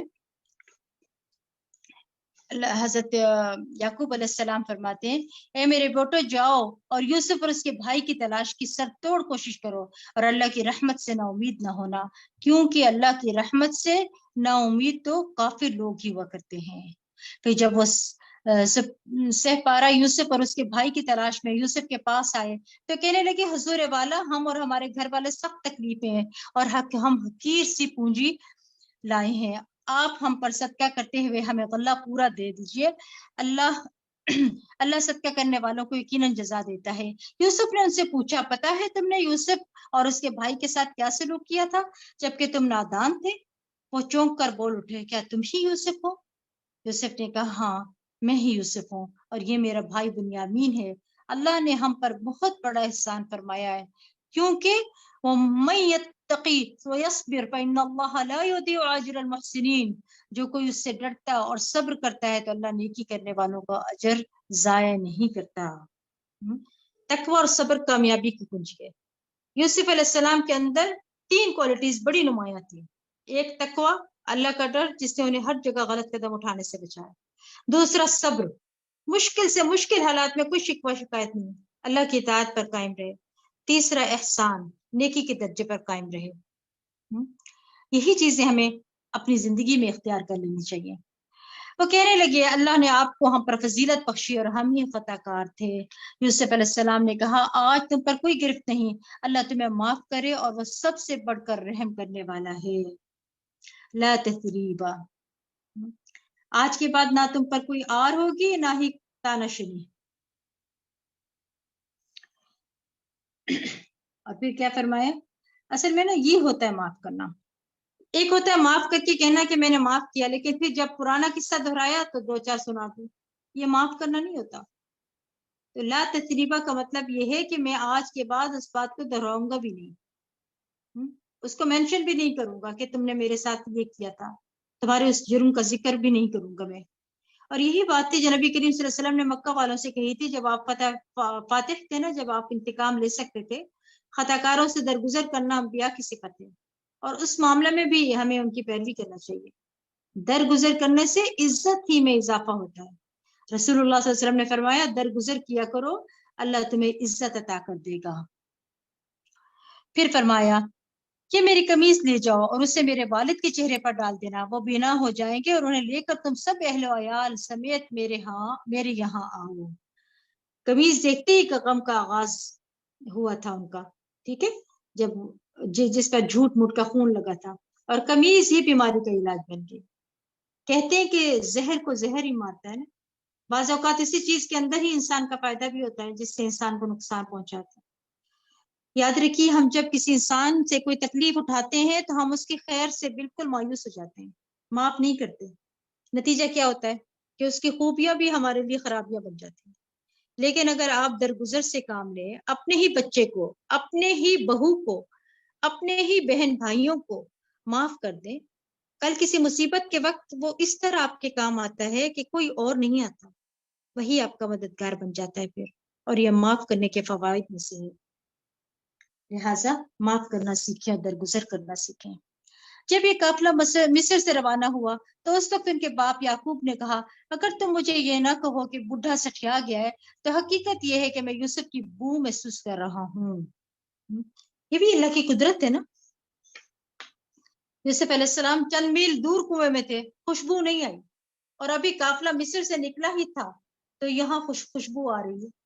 ہم سب کو ایسے تجربات ہوتے ہیں نا کہ سب بھی اللہ کے اذن سے ہوتا ہے, کسی انسان کا کمال نہیں ہوتا. کبھی آپ کو کوئی مسئلہ پیش آنے والا ہوتا ہے تو آپ سیس کر لیتے ہیں اس کو کہ یہ ہونے لگا ہے, تو اس کو یہ نہ سمجھے کہ غیب کا علم ہے, میں بڑا کوئی ولی ہوں, اللہ والی ہوں جس کے ساتھ یہ ہو رہا ہے. اللہ چاہے تو کسی چیز کو خواب میں دکھا دے, پہلے سے ہی محسوس کروا دے, اندازہ کروا دے, چاہے تو آپ کی آنکھوں کے سامنے پڑی چیز آپ کو نظر نہ آئے, اور یہ ہم سب کے ساتھ ہوتا رہتا ہے.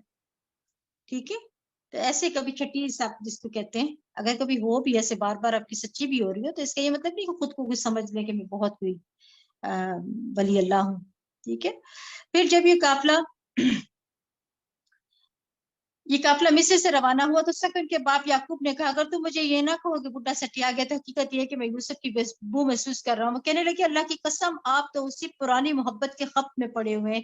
پھر جب خوشخبری لانے والا آ گیا اور اس نے قمیص یعقوب کے چہرے پر ڈالی تو وہ فوراً بے نام ہو گئے اور کہنے لگے میں نے تم سے کہا نہ تھا کہ میں اللہ سے وہ کچھ جانتا ہوں جو تم نہیں جانتے. وہ کہنے لگے ابا جان ہمارے لیے ہمارے گناہوں کی معافی مانگیے واقعی ہم ہی خطا کار تھے.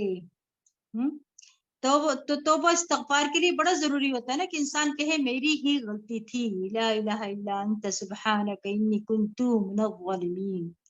اللہ میں ہی ظالموں میں سے ہوں. یعقوب علیہ السلام نے کہا میں عنقریب اپنے پروردگار سے تمہارے لیے معافی مانگوں گا وہ یقیناً معاف کر دینے والا اور رحم کرنے والا ہے. یعقوب علیہ السلام نے کہا کہ میں سحری کے وقت استغفار کروں گا. سحری کے وقت استغفار کرنا نہ بھولیں کیونکہ اس وقت استغفار خاص طور پر قبول ہوتی ہے. یعقوب علیہ السلام نے بھی معاف کر دیا, یوسف علیہ السلام نے بھی معاف کر دیا. اللہ کو پتا تھا کہ ان کے اندر یہ قابلیت ہے اس لیے ان کو چنا. دوسرے بھائیوں کو کیوں نہیں پیغمبر بنا دیا؟ اللہ زیادہ جانتا ہوتا ہے کہ اپنی رسالت کہاں رکھی. پھر فرمایا پھر جب یہ لوگ یوسف کے پاس پہنچے تو انہوں نے اپنے باپ کو اپنے پاس بٹھایا اور کنبہ والوں سے کہا شہر میں چلو انشاءاللہ امن و چین سے یہاں رہو گے. اور یوسف نے اپنے والدین کو اٹھا کر اپنے ساتھ تخت پر بٹھایا اور اس کے بھائی یوسف کے آگے سجدہ میں گر گئے. یوسف نے کہا ابا جان یہ ہے میرے اس خواب کی تعبیر جو میں نے بہت پہلے دیکھی تھی. اللہ نے اس کو حقیقت بنا دیا. اس نے اس وقت بھی مجھ پر احسان کیا جب مجھے قید خانہ سے نکالا اور اس وقت بھی جب کہ آپ سب کو دیہات سے میرے یہاں لایا. حالانکہ شیطان میرے اور میرے بھائیوں کے درمیان فتنہ کھڑا کر چکا تھا. بلا شبہ میرا پروردگار غیر محسوس تدبیروں سے اپنی مشیت پوری کرتا ہے کیونکہ وہ سب کچھ جاننے والا اور حکمت والا ہے. یہ جو سجدہ تھا نا یہ سجدہ تعظیمی تھا جو ان کے لیے جائز تھا, ہمارے لیے جائز نہیں ہے. حتیٰ کہ ملتے ہوئے جیسے ہمارے پاکستان میں ایک پاک و ہند میں ہمارے ہاں ایک رسم ہے جیسے بڑوں سے مل رہے ہیں کسی سے مل رہے ہیں تو جھک کے ملتے ہیں. تو یعنی کہ حتیٰ کہ ملتے ہوئے کسی کے آگے سر یا کمر نہیں جھکانی چاہیے. ہمارے دین میں یہ بھی منع ہے. ہاتھ ملائیں مسکرائیں سلام بولیں لیکن جھک کر اور نیچے ہو کر سلام نہیں کرنا چاہیے. خواب ہی سے بات شروع ہوئی تھی اور یہاں آ کر تعبیر ملی سال کے بعد. کہاں کنعان کا ایک گاؤں اور کہاں مصر کی ترقی یافتہ مملکت جو ہے. اے میرے پروردگار تو نے مجھے حکمت بھی عطا کی ہے. رب قد آتیتنی من الملک وعلمتنی من تأویل الاحادیث. اے میرے پروردگار تو نے مجھے حکومت بھی عطا کی اور خوابوں کی تعبیر بھی سکھائی ہے. فاطر السماوات والارض انت ولی فی الدنیا والآخرہ توفنی مسلما والحقنی بالصالحین. تو آسمانوں اور زمین کو پیدا کرنے والا ہے اور تو ہی دنیا اور آخرت میں میرا سرپرست ہے. اسلام پر خاتمہ کر مجھے نیک لوگوں میں شامل کر لے. یہ حضرت یوسف علیہ السلام کی دعا ہے. یہ اس وقت مانگی جب آپ کو مصر کی بادشاہت سلطنت ملی ہوئی تھی, خاندان کنبہ بھی مل گیا تھا, نبوت بھی ملی ہوئی تھی, دنیاوی اعتبار سے انہیں ہر طرح کی سیکیورٹی ملی ہوئی تھی, مگر آپ نے کسی پر بھی ڈپینڈ نہیں کیا بلکہ فرمایا انت ولی فی الدنیا والآخرہ. سال ہر سال گھر والوں سے دور رہا ہوں, سال ہر سال جیل میں رہا ہوں, سال ہر سال تک میں اپنے ان بھائیوں کے حسد کا شکار رہا ہوں, تب بھی تو ہی میرا ولی تھا. دکھ میں تکلیف میں تو ہی میرا دوست تھا, اور اب یہ سب ٹھیک ہو گیا تو بھی تو ہی میرا دوست ہے. یہ ہوتا ہے مومن, دکھ اور سکھ دونوں میں اللہ پر ڈپینڈ کرتا ہے. یہ ہوتا ہے سچا ایمان, ہر حال میں اللہ کی طرف رجوع. اور پھر میری تمنا کیا ہے کہ مجھے اسلام پر موت آئے اور مجھے صالحین سے ملانا. دنیا میں بھی اچھی صحبت انسان پر اثر کرتی ہے اور آخرت میں بھی اچھی صحبت بھی بہت سی رحمتوں کا باعث ہوگی. پھر فرمایا اے نبی صلی اللہ علیہ وسلم یہ قصہ بھی غیب کی خبروں سے ہے جس کو ہم آپ کی طرف وحی کر رہے ہیں. آپ اس وقت ان کے پاس تو نہیں تھے جب برادران یوسف نے ایک بات پر اتفاق کر لیا تھا اور اسے عملی جامہ پہنانے کے مکارانہ سازش کر رہے تھے, اور آپ خواہ کتنا ہی چاہیں ان میں سے اکثر لوگ ایمان لانے والے نہیں ہیں. آپ دیکھیں کہ آپ خواہ کتنا ہی چاہیں ان میں سے اکثر لوگ کیا ہیں ایمان لانے والے نہیں. قصہ سنتے ہیں پڑھتے ہیں جانتے ہیں عمل نہیں کرتے. پھر آپ اس تبلیغ پر ان سے کچھ بھی نہیں مانگتے. یہ تو تمام اہل عالم کے لیے نصیحت ہے. آسمان اور زمین میں کتنی ہی نشانیاں ہیں جن پر یہ لوگ گزرتے رہتے ہیں اور ان کی طرف توجہ ہی نہیں کرتے، اور ان میں سے اکثر ایسے ہیں جو اللہ پر ایمان لاتے ہیں مگر ساتھ ہی ساتھ شرک بھی کرتے رہتے ہیں۔ کیا یہ اس بات سے نہ ڈر ہو گئے ہیں کہ اللہ کا عذاب ان پر چھا جائے یا یکدم گھڑی قیامت آ جائے اور انہیں کچھ خبر نہ ہو؟ آپ ان سے کہہ دیجئے کہ میرا راستہ یہی ہے کہ میں اللہ کی طرف بلاتا ہوں، میں خود بھی اس راہ کو پوری روشنی میں دیکھ رہا ہوں اور میرے پیروکار بھی۔ اللہ پاک ہے اور مشرکوں سے میرا کوئی واسطہ نہیں۔ آپ سے پہلے ہم نے جتنے رسول بھیجے وہ سب مرد ہی تھے اور انہیں بستیوں کے رہنے والے تھے جن کی طرف ہم وہی کرتے رہے۔ کیا یہ لوگ زمین میں چلتے پھرتے نہیں کہ دیکھ لیتے کہ جو لوگ ان سے پہلے گزر چکے ان کا کیا انجام ہوا، اور جو لوگ اللہ سے ڈرتے ہیں ان کے لیے آخرت کا گھر ہی بہتر ہے۔ کیا یہ کچھ سمجھتے نہیں؟ پہلے پیغمبروں کے ساتھ بھی یہی کچھ ہوتا رہا، حتیٰ کہ جب رسول مایوس ہو گئے اور لوگوں کو بھی یقین ہو گیا کہ ان سے جھوٹ بولا گیا ہے تو پیغمبروں کے پاس ہماری مدد آ گئی، پھر ہم جسے چاہیں بچا لیتے ہیں، تاہم مجرم لوگوں سے ہمارا عذاب نہیں ٹالا جا سکا۔ ان قصوں میں اہل عقل و خرد کے لیے کافی سامان عبرت ہے۔ یہ قرآن کوئی ایسی باتیں نہیں جو گھڑ لی گئی ہوں، بلکہ یہ تو اپنے سے پہلی کتابوں کی تصدیق کرتی ہے، اس میں ہر بات کی تفصیل موجود ہے۔ وَتَفْصِيلَ كُلِّ شَيْءٍ وَهُدًى وَرَحْمَةً لِقَوْمٍ يُؤْمِنُونَ، اس میں ہر بات کی تفصیل موجود ہے اور ایمان لانے والوں کے لیے ہدایت اور رحمت ہے۔ سورۃ الرعد۔ بسم الله الرحمن الرحيم. ألف لام ميم را. تلك آيات الكتاب والذي أنزل إليك من ربك الحق ولكن أكثر الناس لا يؤمنون. الله الذي رفع السماوات بغير عمد ترونها ثم استوى على العرش وسخر الشمس والقمر كل يجري لأجل مسمى يدبر الأمر يفصل الآيات لعلكم بلقاء ربكم توقنون. شروع اللہ کے نام سے جو بڑا مہربان نہایت رحم کرنے والا ہے۔ الف لام میم را، یہ الکتاب کی آیات ہیں اور جو کچھ آپ کے پروردگار کی طرف سے آپ پر نازل کیا گیا ہے وہ یہ عین حق ہے، لیکن اکثر لوگ اس بات پر ایمان نہیں لاتے۔ اللہ وہ ہے جس نے آسمانوں کو ایسے سہاروں کے بغیر بلند کیا جو تمہیں نظر آتے ہوں، پھر اس نے عرش پر قرار پکڑا اور سورج اور چاند کو ایک خاص قانون کا پابند بنایا۔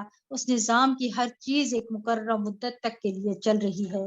وہی اس کائنات کے نظام کی تدبیر کرتا ہے اور اپنی نشانیاں تفصیل سے اس لیے بیان کرتا ہے تاکہ تم لوگ اپنے پروردگار سے ملاقات کا یقین کرو۔ یاد رکھیے سورج، چاند، ستارے سب اللہ کے بنائے ہوئے اور اس نے بندوں کے لیے مسخر کر رکھے ہیں کہ وہ ان کو فائدہ پہنچائے۔ خاص کر سورج اور چاند کا ذکر اس لیے کہ یہ نمایاں نشانیاں ہیں جو انسان کو نظر آتی رہتی ہیں۔ پھر فرمایا وہی تو ہے جس نے زمین کو پھیلا دیا اور اس میں مسلسل ہائیکو اور نہریں بنا دی اور ہر طرح کے پھلوں کی دو دو قسمیں بنائیں۔ وہی دن پر رات کو طاری کرتا ہے۔ سوچنے سمجھنے والے لوگوں کے لیے ان باتوں میں بہت سی نشانیاں موجود ہیں۔ نیز زمین میں کئی قطعات ہیں جو باہم ملے ہوتے ہیں اور ان میں انگور کے باغ، کھیتی اور کھجوریں ہیں جن میں کچھ جڑ سے ملی ہوتی ہے اور کچھ بن ملی ہوئی ہیں، اور ان قطعات کو ایک ہی طرح کے پانی سے سیراب کیا جاتا ہے، مگر مزے میں ہم کسی کو بہتر بنا دیتے ہیں اور کسی کو کمتر۔ ان چیزوں میں بھی اہل عقل و خرد کے لیے کئی نشانیاں ہیں۔ سبحان اللہ۔ ایک ہی مٹی، ایک ہی پانی، ایک ہی بیج، ایک ہی روشنی، مگر ایک پھل میٹھا اور ایک کھٹا، ایک بڑا اور ایک چھوٹا، ایک لذیذ اور ایک غیر لذیذ، یہ فرق کون رکھتا ہے؟ یقیناً اللہ ہی رکھتا ہے۔ اور اگر آپ تعجب کرتے ہیں تو اس سے بھی عجیب تر ان لوگوں کی بات ہے جو کہتے ہیں کہ جب ہم مٹی بن جائیں گے تو کیا سر نو پیدا ہوں گے؟ یہی لوگ ہیں جنہوں نے اپنے پروردگار کا انکار کیا، اور ایسے ہی لوگوں کی گردنوں میں توق ہوں گے۔ یہی لوگ اہل دوزخ ہیں جس میں ہم ہمیشہ رہیں گے۔ یہ لوگ بھلائی سے پہلے آپ سے برائی کے لیے جلدی مچا رہے ہیں، حالانکہ ان سے پیشتر ان جیسے لوگوں پر عذاب آنے کی کئی مثالیں گزر چکی ہیں، اور آپ کا پروردگار لوگوں کے ظلم کے باوجود انہیں معاف کر دینے والا ہے، اور یہ بھی یقینی بات ہے کہ آپ کا پروردگار سخت عذاب دینے والا ہے۔ یہاں پر امید اور خوف کا اعتدال بتایا گیا کہ اللہ تعالیٰ لوگوں کو معاف بھی کرتا ہے اور ان کی پردہ پوشی بھی کرتا ہے، حالانکہ وہ ظلم کرتے ہیں، دن رات غلطیاں کرتے ہیں، اور اس کے ساتھ ساتھ اس کا بھی ذکر کر دیا کہ وہ سخت عذاب دینے والا ہے، تاکہ لوگ امید اور خوف میں اعتدال رکھیں۔ یہ بھی کہ خوف کے مقابلے میں امید غالب ہونی چاہیے نا۔ بعض لوگ اپنے گناہوں پر اتنے پریشان رہتے ہیں کہ ان کی امید ہی ختم ہو جاتی ہے، یہ بھی نہیں ہونا چاہیے، کیونکہ سیدنا انس رضی اللہ عنہ سے روایت ہے کہ آپ صلی اللہ علیہ وسلم ایک نوجوان کے پاس گئے اور وہ موت کی نزع کی حالت میں تھا۔ آپ صلی اللہ علیہ وسلم نے فرمایا تم خود کو کیسا پا رہے ہو؟ وہ شخص بولا میں اللہ سے مغفرت کی امید رکھتا ہوں لیکن اپنے گناہوں سے ڈرتا بھی ہوں۔ اس پر رسول اللہ صلی اللہ علیہ وسلم نے فرمایا جس بندے کے دل میں ایسے موقع پر خوف اور امید دونوں جمع ہو جائے تو اللہ اس کو وہ چیز دیتا ہے جس کی امید رکھتا ہے اور اس سے بچا لیتا ہے جس سے وہ ڈرتا ہے۔ یاد رکھیے امید کو غالب رہنا چاہیے، اللہ سے حسن ظن رکھنا چاہیے، اچھے خیالات زیادہ رکھنے چاہیے بجائے اس کے کہ انسان ہر وقت اپنے گناہوں پر پریشان ہی رہے، پھر وہ کبھی بھی مثبت کام بھی نہیں کر سکتا۔ پھر فرمایا کافی لوگ یہ کہتے ہیں کہ اس نبی پر اس کے پروردگار کی طرف سے کوئی معجزہ کیوں نہیں اتارا گیا؟ اے نبی آپ اس فکر میں نہ پڑے، آپ تو صرف ایک ڈرانے والے ہیں اور ہر قوم کے لیے ایک رہنما ہوا ہے۔ اللہ تو وہ ہے کہ ہر ایک مادہ جو کچھ اپنے پیٹ میں اٹھائے ہوئے ہیں اسے جانتا ہے، اور جو کچھ ان کے پیٹوں میں کمی بیشی ہوتی رہتی ہے وہ اسے بھی جانتا ہے، اور اس کے ہاں ہر چیز کی ایک مقدار مقرر ہے، وہ چھپی اور ظاہر ہر طرح کی باتوں کو جاننے والا ہے، سب سے بڑا ہے، عالیشان والا ہے۔ تم میں سے اگر کوئی بات کو مخفی طور پر کہے یا پکار کر کہے وہ اس کے لیے برابر ہے، اسی طرح اگر کوئی رات کی تاریکی میں چھپا ہوا ہو یا دن کی روشنی میں چل رہا ہو اس کے لیے برابر ہے۔ ہر شخص کے آگے اور پیچھے اللہ کی مقرر کردہ نگراں ہوتے ہیں جو اللہ کے حکم سے اس کی حفاظت کرتے ہیں۔ اللہ تعالیٰ کسی قوم کی اچھی حالت کو اس وقت تک نہیں بدلتا جب تک وہ اپنے اوصاف خود نہ بدل دے، اور جب اللہ تعالیٰ کسی قوم پر مصیبت ڈالنے کا ارادہ کر لے تو پھر اسے کوئی ٹال نہیں سکتا، نہ ہی اس کے مقابلے میں اس قوم کا کوئی مددگار ہو سکتا ہے۔ دیکھیے اس صورت کے اندر ایک خاص چیز ہے کہ اس کے مفہوم میں دو مختلف چیزوں کو کثرت سے ذکر کیا ہے، جیسے خوف اور امید کا ذکر کیا گیا ہے نا، سورج اور چاند کا ذکر کیا، یہاں پر مادہ کے پیٹ میں جو کچھ ہوتا ہے اور جو کچھ نہیں ہوتا اس کا ذکر کیا گیا ہے۔ ٹھیک ہے، وہی تو ہے جو تمہیں بجلی دکھاتا ہے جس سے تم ڈرتے بھی ہو اور امید بھی رکھتے ہو، اور وہی پانی سے بوجھل دلوں کو اٹھاتا ہے، اور کڑک اس کے حمد کے ساتھ اس کی پاکی بیان کرتے ہیں، فرشتے اس کے ڈر سے پاکی بیان کرتے ہیں، وہی گرنے والی بجلیاں بھیجتا ہے اور اس پر ہی گرتی ہیں جس پر وہ چاہتا ہے، اور حالانکہ وہ اللہ کے بارے میں جھگڑا کر رہے ہوتے ہیں فی الواقع اس کی تدبیر بڑی زبردست ہے۔ یعنی خوف اور طمع پر پھر دو کی بات ہے نا، بادلوں کے گرجنے میں زمین والوں کے لیے امید بھی ہے اور وعید بھی ہے، جہاں انسان خوش ہوتا ہے وہیں ڈر بھی لگتا ہے کہ کہیں یہ اپنی حد پار کر گئی تو عذاب بن جائے گا۔ پھر یہ جو آ رہا ہے نا رعد کے بارے میں آیت نمبر 13 میں، اصل میں نا الرعد یہ ایک فرشتے کا نام بھی ہے جو بادلوں کو چلاتا ہے، تو یہاں رعد اور ملائکہ دو چیزوں کا ذکر ہے۔ پھر فرمایا اسی کو پکارنا برحق ہے، اور جو لوگ اس کے علاوہ دوسروں کو پکارتے ہیں وہ انہیں کچھ بھی جواب نہیں دے سکتے۔ انہیں پکارنا تو ایسا ہے جیسے کوئی شخص پانی کی طرف اپنے ہاتھ اس لیے پھیلائے کہ پانی اس کے منہ تک پہنچ جائے، حالانکہ پانی کبھی اس کے منہ تک نہیں پہنچ سکتا۔ کافروں کی پکار بھی ایسی ہی راہ میں گم ہو جاتی ہے۔ یاد رکھیے جب انسان اللہ کے علاوہ کسی اور بت، درخت، پتھر یا حجر، پہاڑ، ستارے کو پکارتا ہے نا کہ وہ مدد کرے تو وہ سنتے ہی نہیں اور مدد بھی نہیں کرتے۔ یہ ایسے ہی ہے جیسے کوئی پانی کے کنارے کھڑے ہو کر ہاتھ پھیلائے اور پانی سے کہے کہ آ جاؤ میرے ہاتھ میں آ جاؤ تو میں پی لوں، تو وہ نہیں آتا، کچھ نہیں ملتا اس کو، جتنا مرضی ہاتھ پھیلا کر کھڑا رہے۔ غیر اللہ کے آگے ہاتھ پھیلانا ایسا ہی ہے جیسے انسان پانی کے آگے ہاتھ پھیلا کے اس کو حکم دے کے آؤ تو وہ نہیں آتا۔ آسمانوں اور زمین میں جتنی بھی چیزیں ہیں، وَلِلَّهِ يَسْجُدُ مَن فِي السَّمَاوَاتِ وَالْأَرْضِ طَوْعًا وَكَرْهًا وَظِلَالُهُمْ فِي الْغُدُوِّ وَالْآصَالِ۔ آسمان اور زمین میں جتنی بھی چیزیں ہیں چاروں ناچار اللہ کو سجدہ کر رہی ہیں، اسی طرح ان کے سائے صبح شام سجدہ ریز ہوتے ہیں۔ اس آیت میں نا سجدے کی حکمت بیان کی گئی ہے۔ آپ ان سے پوچھیں کہ آسمان اور زمین کا رب کون ہے، کہہ دیجئے کہ اللہ ہے۔ پھر کہیے تم نے ایسے معبودوں کو اپنا کارساز بنا لیا جب میں بھی نفع نقصان کا اختیار نہیں رکھتے۔ پھر پوچھئے کیا نابینا اور بینا برابر ہو سکتے ہیں، کیا اندھیرے اور روشنی برابر ہو سکتے ہیں؟ یا جنہیں ان لوگوں نے اللہ کا شریک بنا رکھا ہے انہوں نے بھی اللہ کی مخلوق کی طرح کوئی مخلوق پیدا کی ہے جو ان پر مشتبہ ہو گئی ہے. آپ کہیے کہ اللہ ہی ہر چیز کا پیدا کرنے والا ہے، وہ اکیلا ہے، زبردست ہے. اسی نے آسمان سے پانی برسایا جس سے وادیاں اپنی اپنی وسعت کے مطابق بہنے لگی، پھر نالے پر پھولا ہوا جھاگ آ گیا، اور جس چیز کو وہ زیور یا کوئی سامان اور بنانے کے لیے آگ میں تپاتے ہیں اس میں بھی ایسا ہی جھاگ ہوتا ہے.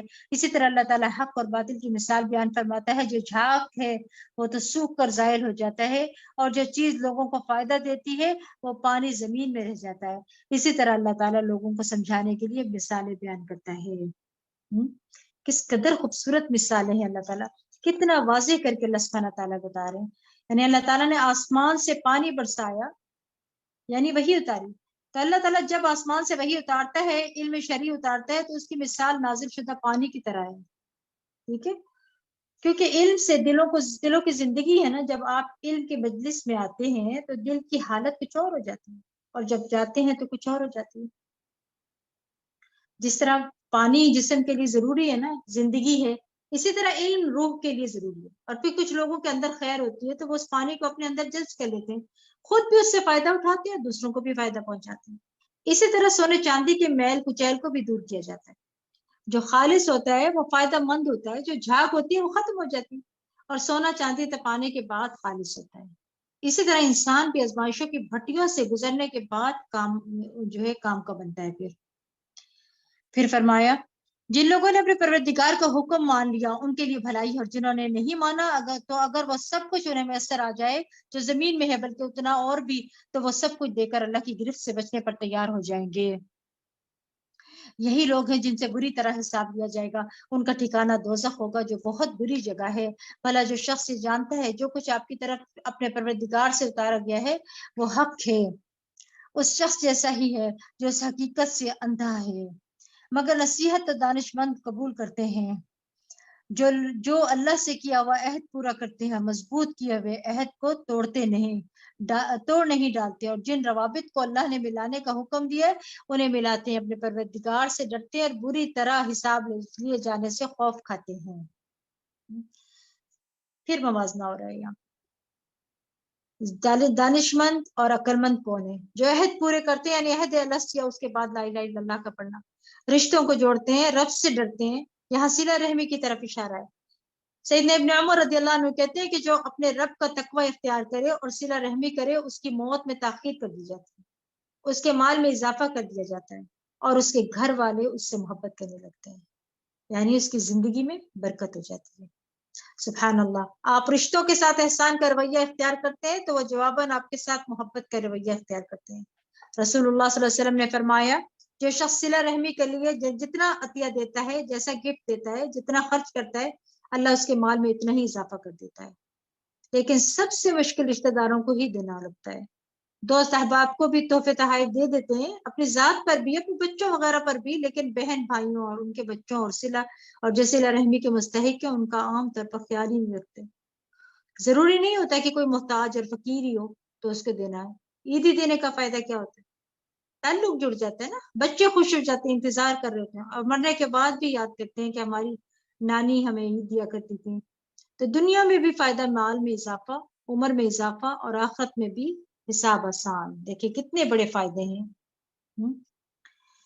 پھر فرمایا اور جنہوں نے اپنے پروردگار کی رضا کے لیے صبر کیا، نماز قائم کی، اور اللہ نے جو کچھ انہیں دے رکھا ہے اس میں سے پوشیدہ اور اعلانیہ خرچ کیا، اور برائی کا بھلائی سے جواب دیا، یہی لوگ ہیں جن کے لیے آخرت کا گھر ہے. وَيَدْرَؤُونَ بِالْحَسَنَةِ السَّيِّئَةَ، بد سلوکی کے مقابلے میں حسن سلوک. یعنی انسان سے غلطی تو ہو جاتی ہے لیکن ساتھ ہی نیکی کر لے. اگر کسی کے ساتھ زیادتی ہو جاتی ہے تو وہ اسے سوری کر لے. ٹھیک ہے. اور پھر نبی صلی اللہ علیہ وسلم کا اخلاق تھا، ایک بدو نے آپ کی چادر اس طرح پکڑی کہ آپ کے جسم میں نشان پڑ گیا. اس نے کہا مجھے بھی اس مال میں سے دے دیجئے جو اللہ نے آپ کو دیا ہے. آپ دیکھ کر مسکرائے اور حکم دیا کہ اس کو کچھ دے دیا جائے، برائی کے بدلہ میں بھلائی. ٹھیک ہے.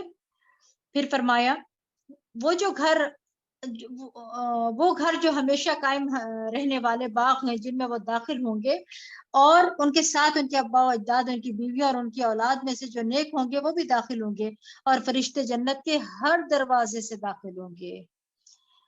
والملائکۃ یدخلون علیہم من کل باب سلام علیکم بما صبرتم فنعم عقبی الدار، اور کہیں گے تم پر سلامتی ہوگی کہ تم دنیا میں مصائب پر صبر کرتے رہے، سو یہ آخرت کا گھر کیا ہی اچھا ہے۔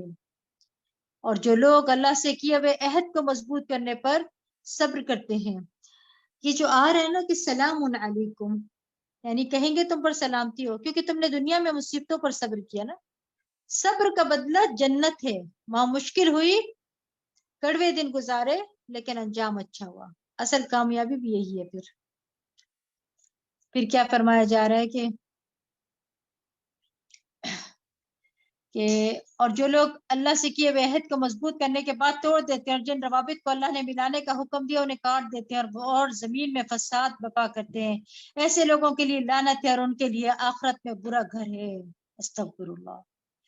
نہ اللہ کا حق دیتے ہیں نہ بندوں کا حق دیتے ہیں، دنیا میں بھی عذاب میں اور آخرت کا عذاب بھی منتظر ہے۔ استغفر اللہ۔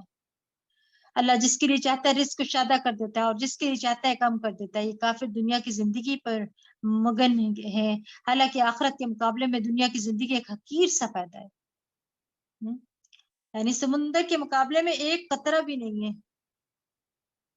کافر لوگ کہتے ہیں کہ اس نبی پر اس کے پروردگار کی طرف سے کوئی نشانی نہ اتاری گئی۔ آپ انہیں کہیے اللہ نشانی دکھلانے کے بعد بھی ایسے جسے چاہے گمراہی رہنے دیتا ہے، اور اپنی راہ سے صرف اسے دکھاتا ہے جو اس کی طرف رجوع کرے، یعنی جو لوگ ایمان لاتے ہیں اور ان کے دل اللہ کے ذکر سے مطمئن ہو جاتے ہیں۔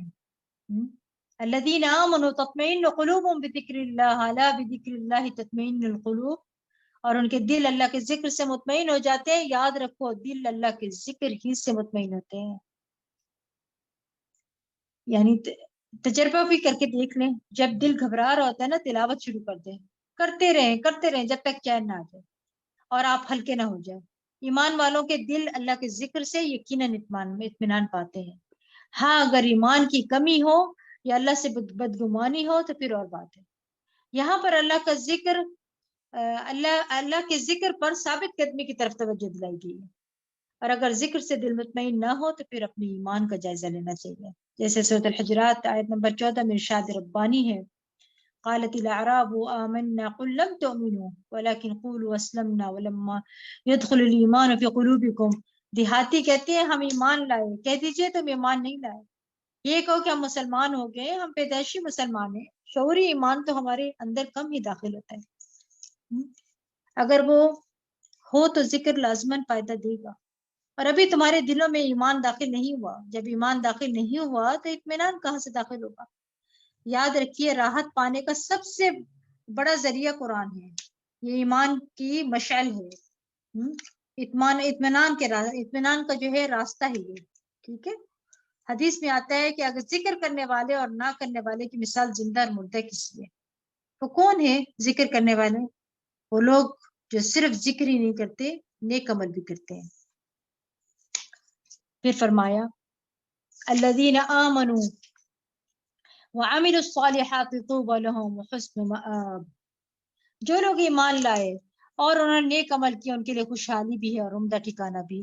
اسی طرح ہم نے آپ کو ایسی امت میں بھیجا ہے جس سے پہلے کئی امتیں گزر چکی ہیں، تاکہ آپ انہیں اور کچھ پڑھ کر سنائیں جو ہم نے آپ کی طرف وحی کی ہے، لیکن وہ رحمان کا انکار کر رہے ہیں۔ آپ ان سے کہیے کہ میرا پروردگار تو وہی ہے جس کے سوا کوئی الہ نہیں، میں نے اسی پر بھروسہ کیا اور اسی کے ہاں مجھے جانا ہے۔ اور اگر قرآن ایسا ہوتا کہ اس کے زور سے پہاڑ چلائے جا سکتے یا زمین کے طویل فاصلے طے کیے جا سکتے، اس کے ذریعے مردوں سے کلام کیا جا سکتا ہے، تو بھی یہ کافر ایمان نہ لاتے، بلکہ ایسے سب امور اللہ ہی کے اختیار میں ہیں، یعنی ایسے کرشمے بھی دکھاتے جاتے تو بھی یہ کافر نہ مانتے۔ کیا اہل ایمان ابھی تک کافروں کی مطلوبہ نشانی آنے سے مایوس نہیں ہوئے؟ کیونکہ اگر اللہ چاہتا تو نشانی کے بغیر بھی تمام لوگوں کو ہدایت دے سکتا تھا، اور کافروں کو تو ان کی کرتوتوں کی وجہ سے کوئی نہ کوئی مصیبت پہنچتی ہی رہے گی یا ان کے گھر کے قریب اترتی رہے گی، تاکہ اللہ کا وعدہ عذاب آ جائے۔ یقیناً اللہ اپنے وعدے کی خلاف ورزی نہیں کرتا۔ آپ سے پہلے بھی رسولوں کو مذاق اڑایا جا چکا ہے. میں نے پہلے تو کافروں کو کچھ مہلت دی، پھر آخرکار انہیں پکڑ لیا، تو دیکھ لو میرا عذاب کیسا سخت تھا.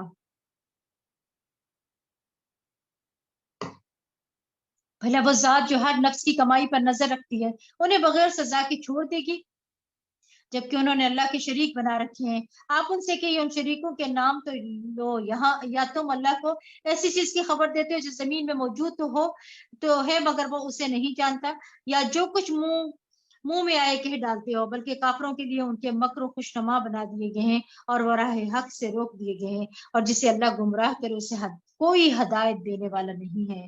یہ کافروں کی اصل میں چال ہے کہ انہوں نے غیر اللہ کو الہ بنا رکھا ہے.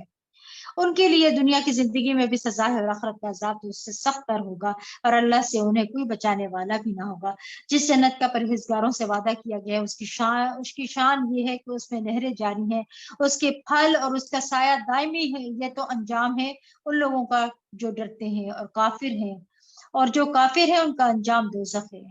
یعنی کچھ لوگ پچھلی کتابوں والے قرآن سے خوش ہوتے ہیں، اور جن لوگوں کو ہم نے اس سے پہلے کتاب دی تھی وہ اس کتاب سے خوش ہوتے ہیں جو آپ کی طرف نازل کی گئی ہے. ان کے گروہوں میں کچھ ایسے ہیں جو اس قرآن کے بعض حکموں کا انکار کرتے ہیں. آپ ان سے کہیے مجھے تو بس یہی حکم ہوا کہ میں اللہ تعالیٰ کی عبادت کروں اور اس کے ساتھ کسی کو شریک نہ کروں، میں اسی کی طرف بلاتا ہوں اور اسی کے ہاں مجھے جانا ہے. اسی طرح ہم نے اس قرآن کو عربی زبان میں حکم بنا کر اتارا ہے.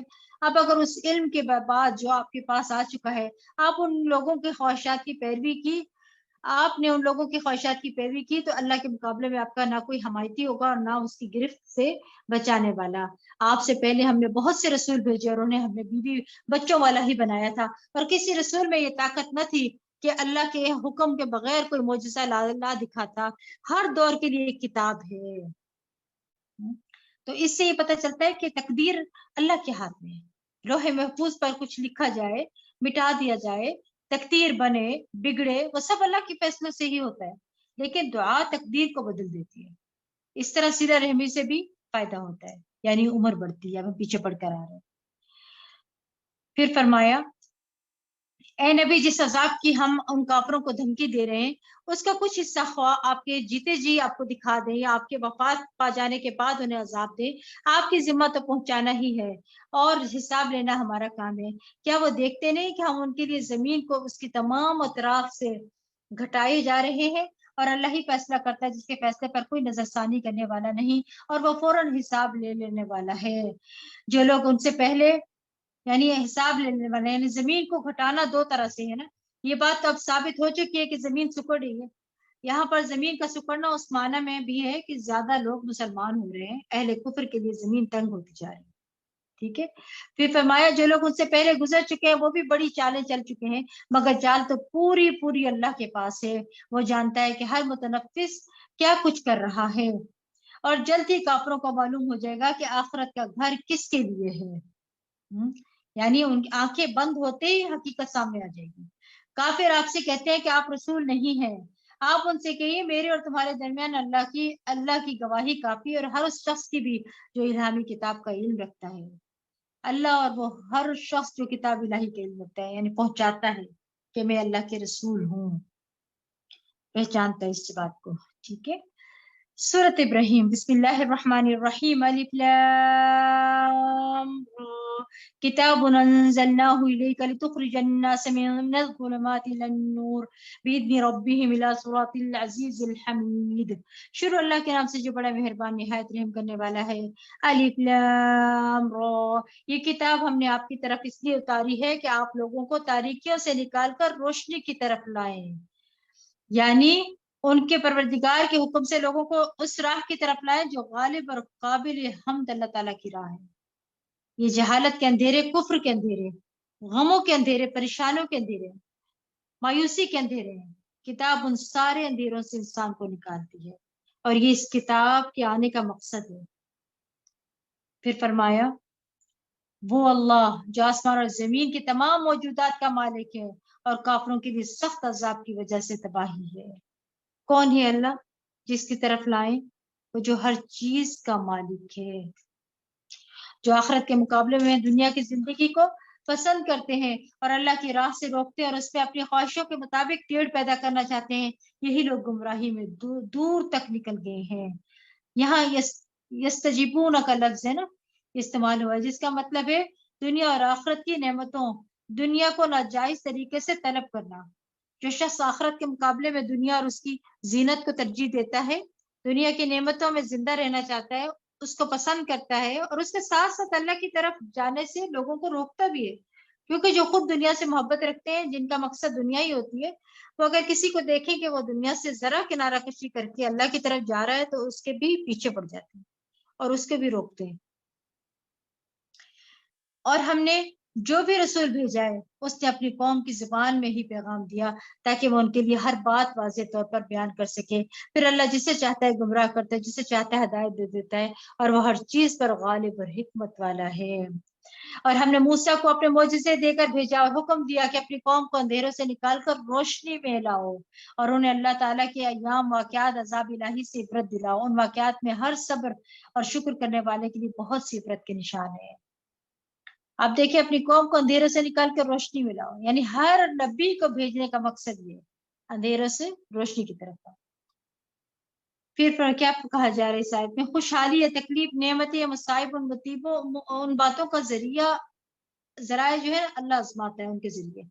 جو تکلیف پر صبر کرے تو اللہ تعالیٰ کی طرف سے توفیق حاصل ہوتی ہے ایک کام کرنے سے۔ شکر کیا ہوتا ہے؟ شکر کہتے ہیں بس شکر دینے والے کی نعمت کو یاد رکھنا ہے، عاجزی، انکساری اور محبت سے اعتراف کرنا کہ اللہ نے دی ہے۔ ابن القیم کہتے ہیں کہ بس جو شخص نعمت کو نہیں پہچانتا کہ یہ نعمت ہے، جیسے اسلام نعمت ہے یا کوئی تکلیف بھی نعمت ہے، اور اس کا شکر ادا نہیں کرتا، اسی لیے تکلیف میں بھی اللہ کا شکر ادا کرنا چاہیے۔ یعنی تکلیف بھی کسی فائدے کے لیے آتی ہے، یا دنیا میں کوئی فائدہ ہوگا یا آخرت میں گناہ معاف ہوگا۔ پھر ابن القیم کہتے ہیں کہ وہ نعمت کو پہچانتا ہے لیکن اس نعمت کو دینے والے کو نہیں پہچانتا، یہ بھی ناشکری ہے نا۔ پھر کہتے ہیں کہ جو نعمت دینے والے کو پہچانتا ہے مگر اس نعمت کا انکار کرتا ہے تو وہ بھی ناشکرا ہے۔ پھر فرمایا اور یاد کرو جب موسیٰ نے اپنی قوم سے کہا کہ اللہ کے اس احسان کو یاد کرو جو اس نے تم پر کیا تھا، جب اس نے تمہیں فرعونیوں سے نجات دی۔ وہ تمہیں بہت بری سزا دیتے تھے، تمہارے بیٹوں کو تم مار ڈالتے تھے اور تمہاری عورتوں کو زندہ بچا رکھتے تھے، اور اس میں تمہارے پروردگار کی طرف سے بڑی آزمائش تھی۔ اور جب تمہارے رب نے اعلان کیا تھا اگر تم شکر کرو گے تو تمہیں اور زیادہ دوں گا، اور اگر ناشکری کرو گے تو پھر میرا عذاب بھی بہت بڑا سخت ہے، یعنی عذاب بھی بہت بڑا سخت ہے۔ انعام پر نعمت، دیکھیں انعام پر نعمت پر انسان شکر ادا کرے نا تو اللہ کا فضل بڑھ جاتا ہے، اور وہ فضل کیا ہوتا ہے؟ مزید نیک کاموں کی توفیق مل جاتی ہے اور اس پر اجر بھی ملتا ہے۔ شکر سے نعمت قید ہو جاتی ہے۔ بیماری بھی انسان شکر ادا کرے، بیماری میں بھی تو اللہ تعالیٰ پہلے سے اچھی صحت دے دیتا ہے، بیماری صحت کا باعث بن جاتی ہے، کئی چھپے ہوئے امراض درست ہو جاتے ہیں۔ لیکن اس کے برعکس ناشکری پر کہ گلہ شکوہ کرے اور کہے کہ مجھ پر ہی کیوں مشکل آئی ہے، تو اللہ کی ناراضگی آتی ہے۔ ہر حال میں شکر کے کلمات ادا کرتے رہنا چاہیے۔ خواتین کو خاص کر شکر ادا کرنے میں مشکل ہوتی ہے، جس کی طرف نبی صلی اللہ علیہ وسلم نے توجہ بھی دلائی تھی۔ حدیث میں آتا ہے ناشکری کے انجام کے بارے میں، سیدنا ابن عباس رضی اللہ عنہ کہتے ہیں کہ آپ صلی اللہ علیہ وسلم نے فرمایا مجھے دوزخ دکھائی گئی، اس میں عورتیں زیادہ تھیں جو کفر کرتی ہیں۔ صحابہ نے کہا کیا وہ اللہ کی کفر کرتی ہیں؟ فرمایا نہیں، وہ خاوند کی ناشکری کرتی ہیں اور احسان فراموش ہوتی ہیں۔ اگر تم کسی عورت سے عمر بھر بھلائی کرو پھر وہ تم سے کوئی ناگوار بات دیکھے تو کہہ دے گی کہ میں نے تو تجھ سے کبھی کوئی بھلائی دیکھی ہی نہیں۔ جیسے اگر وہ ہمیشہ اپنے مائکے آتی جاتی رہتی ہے، کبھی وہ منع کرتے تو کیا کہہ دیتی ہے کہ آپ تو ہمیشہ ہی ایسے کہتے ہیں، کہیں شاپنگ کے لیے جانا ہے، کہیں ایسی جگہ جانا ہے تو خاوند کہہ دیتے کہ اس مہینے مت جاؤ، کبھی آپ نے خوشی سے بھیجا مجھے، اس طرح سے باتیں کرتی ہے، سب ناشکر پن میں۔ اور اس میں کیا بتایا جا رہا ہے کہ جہنم میں سب سے زیادہ اس وجہ سے جائیں گی۔ پھر کیا فائدہ ہوں گے ہمارے روزے، نماز، صیام و قیام اگر ایک ناشکری کی وجہ سے جہنم میں چلے گئے تو اللہم اعاذنا اللہ منہا۔ کیا تمہیں ان لوگوں کے حالات نہیں پہنچے جو تم سے پہلے گزر چکے ہیں، جیسے نوح، عاد اور سمود کی قومیں، اور ان کے بعد آنے والے لوگوں کے حالات جنہیں صرف اللہ ہی جانتا ہے۔ ان کے پاس ان کے رسول واضح دلائل لے کر آئے تو انہوں نے اپنے ہاتھ اپنے منہ میں دے دیے اور کہنے لگے جو پیغام تم لائے ہو ہم اس کا انکار کرتے ہیں، اور جس بات کی طرف تو ہمیں بلاتے ہو اس سے ہم ایسے شک میں پڑ گئے ہیں جو ہمیں بے چین کر رہا ہے۔ رسول انہوں نے کہا کیا اس اللہ کے بارے میں شک ہے جو آسمان اور زمین کا پیدا کرنے والا ہے؟ وہ تمہیں بلاتا ہے کہ تمہارے گناہ معاف کر دے اور ایک معینہ عرصے تک تمہیں مہلت بھی دیتا ہے۔ وہ کہنے لگے تم تو ہمارے ہی جیسے انسان ہو، تم چاہتے ہو کہ ہمیں ان معبودوں سے روک دے جنہیں ہمارے باپ دادا پوچھتے تھے، ہمارے پاس کوئی واضح معجزہ تو لاؤ۔ رسولوں نے انہیں کہا ٹھیک ہے ہم تمہارے ہی جیسے انسان ہیں، مگر اللہ اپنے بندوں میں سے جس پر چاہتا ہے احسان فرما دیتا ہے، اور یہ ہماری طاقت نہیں کہ اللہ کے حکم کے بغیر کوئی معجزہ لا سکے، اور ایمان لانے والوں کو اللہ پر ہی بھروسہ کرنا چاہیے۔ اور ہم اللہ پر کیوں نہ بھروسہ کریں جبکہ اس نے ہمیں ہماری سب راہیں دکھا دی ہیں، اور جو دکھ تم ہمیں دے رہے ہو اس پر ہم صبر کریں گے، اور بھروسہ کرنے والوں کو اللہ ہی پر بھروسہ کرنا چاہیے۔ آخر کافروں نے اپنے رسول سے کہہ دیا کہ ہم تمہیں اپنے ملک سے نکال دیں گے یا تمہیں واپس ہمارے دین میں آنا ہوگا۔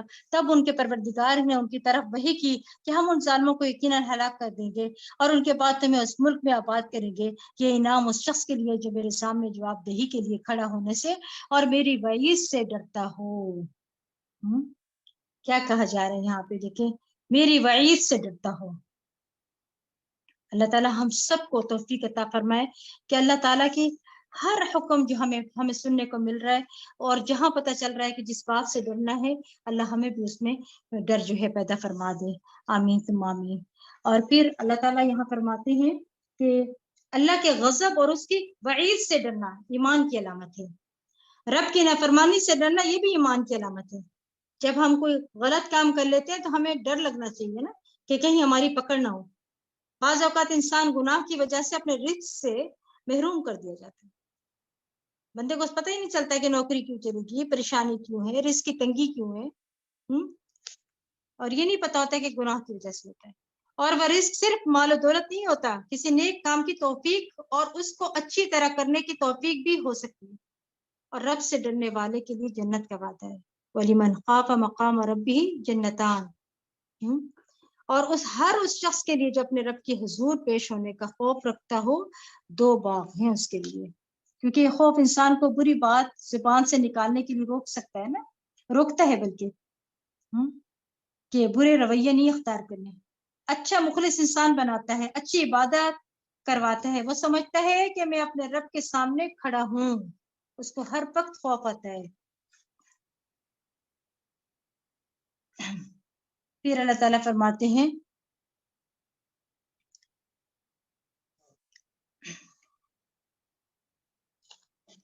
رسولوں نے پتہ کی دعا مانگی تھی اور اس کے نتیجے میں ہر جابر دشمن نامراد ہو گیا، اس کے بعد اس کے لیے جہنم ہوگی اور پینے کو اسے پیپ کا پانی دیا جائے گا۔ استغفر اللہ۔ یتجرعہ ولا يكاد يسيغه يأتيه الموت من كل مكان وما هو بميت ومن ورائه عذاب غلیظ، جسے وہ گھونٹ گھونٹ کے پیے گا اور اسے وہ مشکل ہی حلق سے اتار سکے گا۔ موت اسے ہر طرف سے آئے گی مگر وہ مرے گا نہیں، اور اس سے آگے اور سخت عذاب ہوگا۔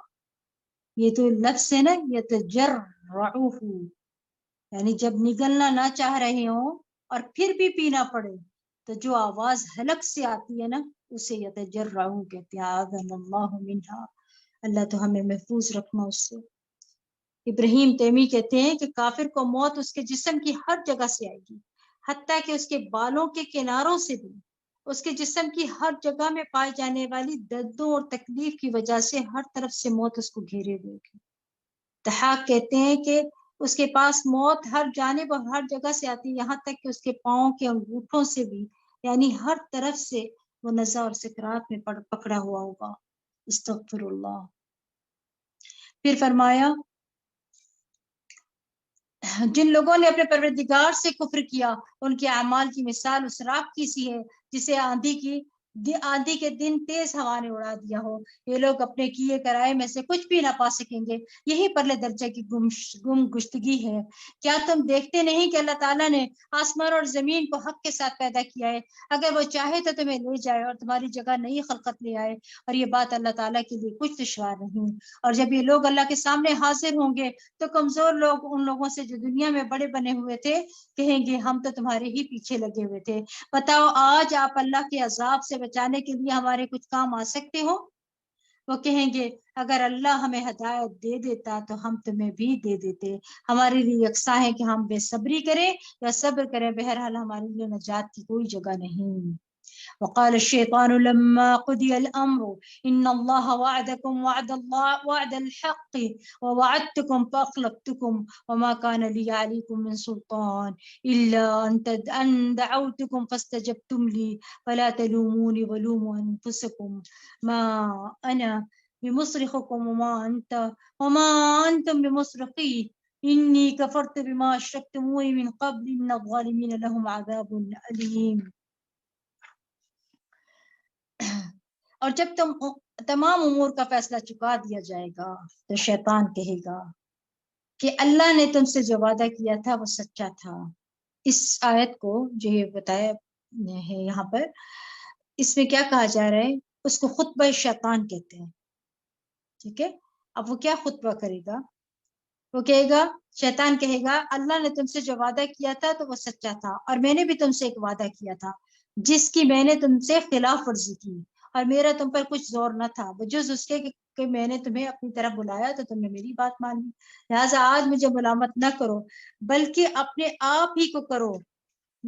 آج نہ میں تمہاری فریاد رسی کر سکتا ہوں نہ تم میری کر سکتے ہو، اس سے پہلے جو تم مجھے اللہ کا شریک بناتے رہے ہو میں اس کا انکار کرتا ہوں، ایسے ظالموں کے لیے یقیناً دردناک عذاب ہے۔ اب یہ کون کہہ رہا ہے؟ شیطان کہہ رہا ہے۔ ابلیس جہنم میں جا کر یہ تقریر کرے گا، اس وقت اس کا مقصد کیا ہے؟ تاکہ لوگوں کو اور زیادہ غم میں مبتلا کرے، تاکہ ان کو حسرتیں دلائے، انہیں مزید خسارے میں ڈالے اور پریشان کرے۔ جب کوئی شخص کسی کے ساتھ دھوکہ کرے اور اسے معلوم نہ ہو تو اتنا دکھ نہیں ہوتا جتنا یہ جان کر ہوتا ہے کہ اس نے مجھ سے دھوکہ کیا ہے، اور اس سے زیادہ اس وقت تکلیف ہوتی ہے جب وہ شخص بدتمیز بن کر نہ خود آ کر کہے کہ میں نے تمہارے ساتھ دھوکہ کیا، تو انسان اور دکھی ہو جاتا ہے۔ یہ دشمن دنیا میں بھی دشمن ہے اور آخرت میں بھی، لہٰذا ہر وہ راستہ جو اللہ کے راستے سے دور کرے وہ شیطان کا راستہ ہے، وہ بظاہر کتنا بھی خوشنما ہو اس سے بچنا چاہیے۔ اب دیکھیں یہ کس وقت خطبہ ہوگا؟ جب سارے انسانوں کا فیصلہ ہو جائے گا، جنت والے جنت میں چلے جائیں گے اور جہنم والے جہنم میں چلے جائیں گے، تو اس وقت شیطان خطبہ دے گا، اور کہہ رہا ہے اس میں کہ میں کہتا ہوں تو میری بات کو سنتے ہو، اللہ بھی کہہ رہا ہے۔ اب دیکھیے انسان کے اندر جیسے میں نے پہلے بتایا تھا کہ نفس ہے، ایک نفس امارہ ایک لوامہ۔ امارہ جیسے شیطان حکم دے رہا ہوتا ہے کرو کرو یہ والا کام کرو، اور لوامہ ملامت کر رہا ہوتا ہے کہ نہیں کرنا۔ جیسے انسان کو خیال آتا ہے نا ایک کہ وسوسہ آتا ہے کہ بھی نماز کو خیر ہے خیر ہے پڑھ لینا، اٹھ جانا، کوئی بات نہیں ابھی بڑا ٹائم پڑا ہے پڑھ لینا، اور دوسری طرف سے آواز آتی ہے کہ نہیں اللہ کی طرف آؤ، حی علی الصلاح حی علی الفلاح کی طرف آؤ۔ تو اب وہ یہ کہتا ہے کہ ایک میری پکار تھی اور تم اس کی بات مانتے تھے، یعنی میری بات کو مانتے تھے، مجھے کیوں ملامت کرتے؟ تم خود مانتے تھے، میں تھوڑی کہتا تھا کہ زبردستی کرو، اللہ کی آواز پر نہیں گئے تو تمہارا اپنا قصور ہے۔ وہ یہ کہے گا اس دن جو لوگ ایمان لائے اور نیک عمل کرتے رہے انہیں ایسے باغوں میں داخل کیا جائے گا جن میں نہریں بہ رہی ہیں، وہ اللہ کے حکم سے ان میں ہمیشہ رہیں گے، وہاں ان کی دعائیں ملاقات سلام ہوگی۔ کیا ہوگی؟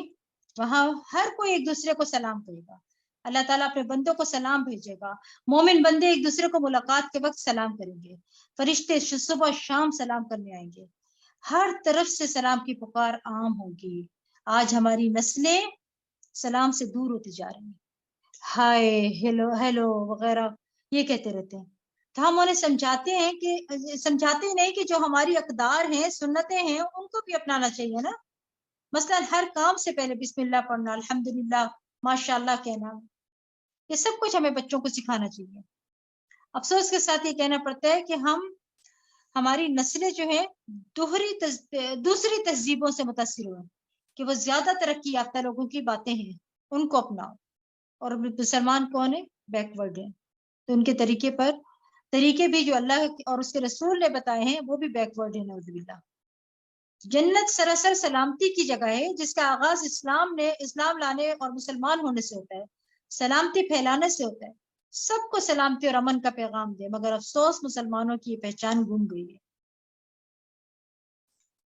آج دیکھیں امن کیوں اس دنیا سے اٹھ گیا ہے، اسی وجہ سے نا کہ کہیں اب سلام کی وہ یہ چھوڑ دیا ہوا، اس لیے یہی جنت میں جا کر یہی کام کرنا ہے، تو یہیں سے سلام کی ریہرسل کر لیں۔ پھر فرمایا آپ دیکھتے نہیں کہ اللہ تعالیٰ نے کلمہ طیبہ توحید کی کیسی عمدہ مثال بیان کی ہے، جیسے وہ ایک پاکیزہ درخت ہو جس کی جڑ زمین میں خوب جمی ہوئی ہو اور شاخیں آسمان سے باتیں کرتی ہیں۔ یعنی یہ درخت کی مثال اس لیے دی گئی ہے کہ اس میں 3 چیزیں پائی جاتی ہیں، ایک مضبوط جڑ، سیدھا کھڑا ہونے والا تنا اور بلند شاخیں۔ اگر ان میں سے کوئی ایک چیز بھی نہ ہو تو وہ کھڑا بھی نہیں رہ سکتا۔ مومن کی مثال بھی ایسی ہے کہ ایمان بھی 3 چیزوں کے بغیر مکمل نہیں ہوتا۔ ایک، دل کی تصدیق، توحید کی جڑیں دل میں جمی ہوئی ہو کہ اللہ ایک ہے، رسول برحق ہے، آخرت برحق ہے۔ نمبر 2، زبان سے اقرار، اس کا اظہار۔ نمبر 3، اور عمل جس کے تمام جوارح سے عمل ظاہر ہوتا ہو۔ وہ اپنے پروردگار کے حکم سے ہر آن پھل دے رہا ہے۔ اللہ لوگوں کے لیے مثالیں اس لیے بیان کرتا ہے تاکہ وہ سبق حاصل کریں، اور گندے کلمہ شرک کی مثال ایک خراب درخت کی سی ہے جسے زمین کی سطح سے ہی اکھاڑ پھینکا جائے اور اسے کچھ استحکام نہ ہو۔ ٹھیک ہے، اور یہ کلمہ خبیثہ اس کے بارے میں آتا ہے نا کہ اندرائن کا پودا یا تمہ یہ کھانا ہوگا وہاں پر جو کھلایا جائے گا جہنم میں۔ اور پھر آپ دیکھیں کہ افسوس ہوتا ہے نا اس بات پہ کہ جب اچھے دن ہوتے ہیں ہمارے اخلاق بہت اچھے ہوتے ہیں نا، اگر ماحول ناساز ہو تو پھر ہمارے پھلوں کا سیزن بھی ختم ہو جاتا ہے۔ ہر طرح کے درخت کے خزاں میں پتے جھڑ جاتے ہیں، مگر کھجور کا درخت ہر موسم میں ہرا بھرا رہتا ہے۔ ایسے ہی مومن کی مثال ہو نا، کیا ہم بھی ایسے درخت ہیں جو ہر وقت پھل دے رہے ہیں، لوگوں کو نفع پہنچا رہے ہیں؟ پھر دیکھیں کیا فرمایا جا رہا ہے۔ اللہ تعالیٰ فرماتے ہیں یثبت اللہ الذین آمنوا بالقول الثابت فی الحیاۃ الدنیا والآخرہ، جو لوگ ایمان لائے انہیں اللہ قول ثابت کلمہ طیبہ سے دنیا کی زندگی میں بھی ثابت قدم رکھتا ہے اور آخرت میں بھی رکھے گا، اور جو ظالم ہے انہیں اللہ بھٹکا دیتا ہے اور اللہ ہی وہی کرتا ہے جو چاہتا ہے۔ یعنی آپ دیکھیں کہ دنیا میں ان کو استقامت نصیب ہوتی ہے، وہ اچھے کام کرتے رہتے ہیں۔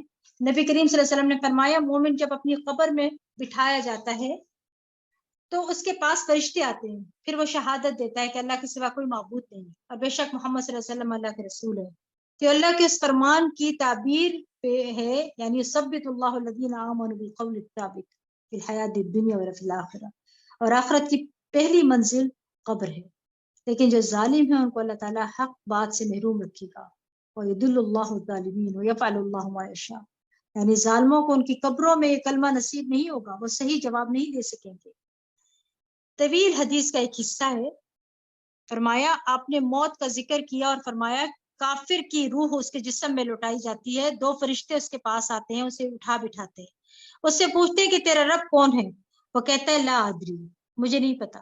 پھر اس سے پوچھتے ہیں کہ وہ کون ہے جو تم پہ مبعوث کیا گیا؟ وہ کہتا ہے مجھے نہیں پتا۔ پھر دین کے بارے میں پوچھتے ہیں تو یہی جواب دیتا ہے لا ادری۔ تو منادی کرنے والا آسمان سے ندا دیتا ہے کہ اسے جھوٹ کہا، اس کے لیے آگ کا بستر بچھا دو، اس کے لیے آگ کا لباس پہنا دو اور دوزخ کی طرف دروازہ کھول دو۔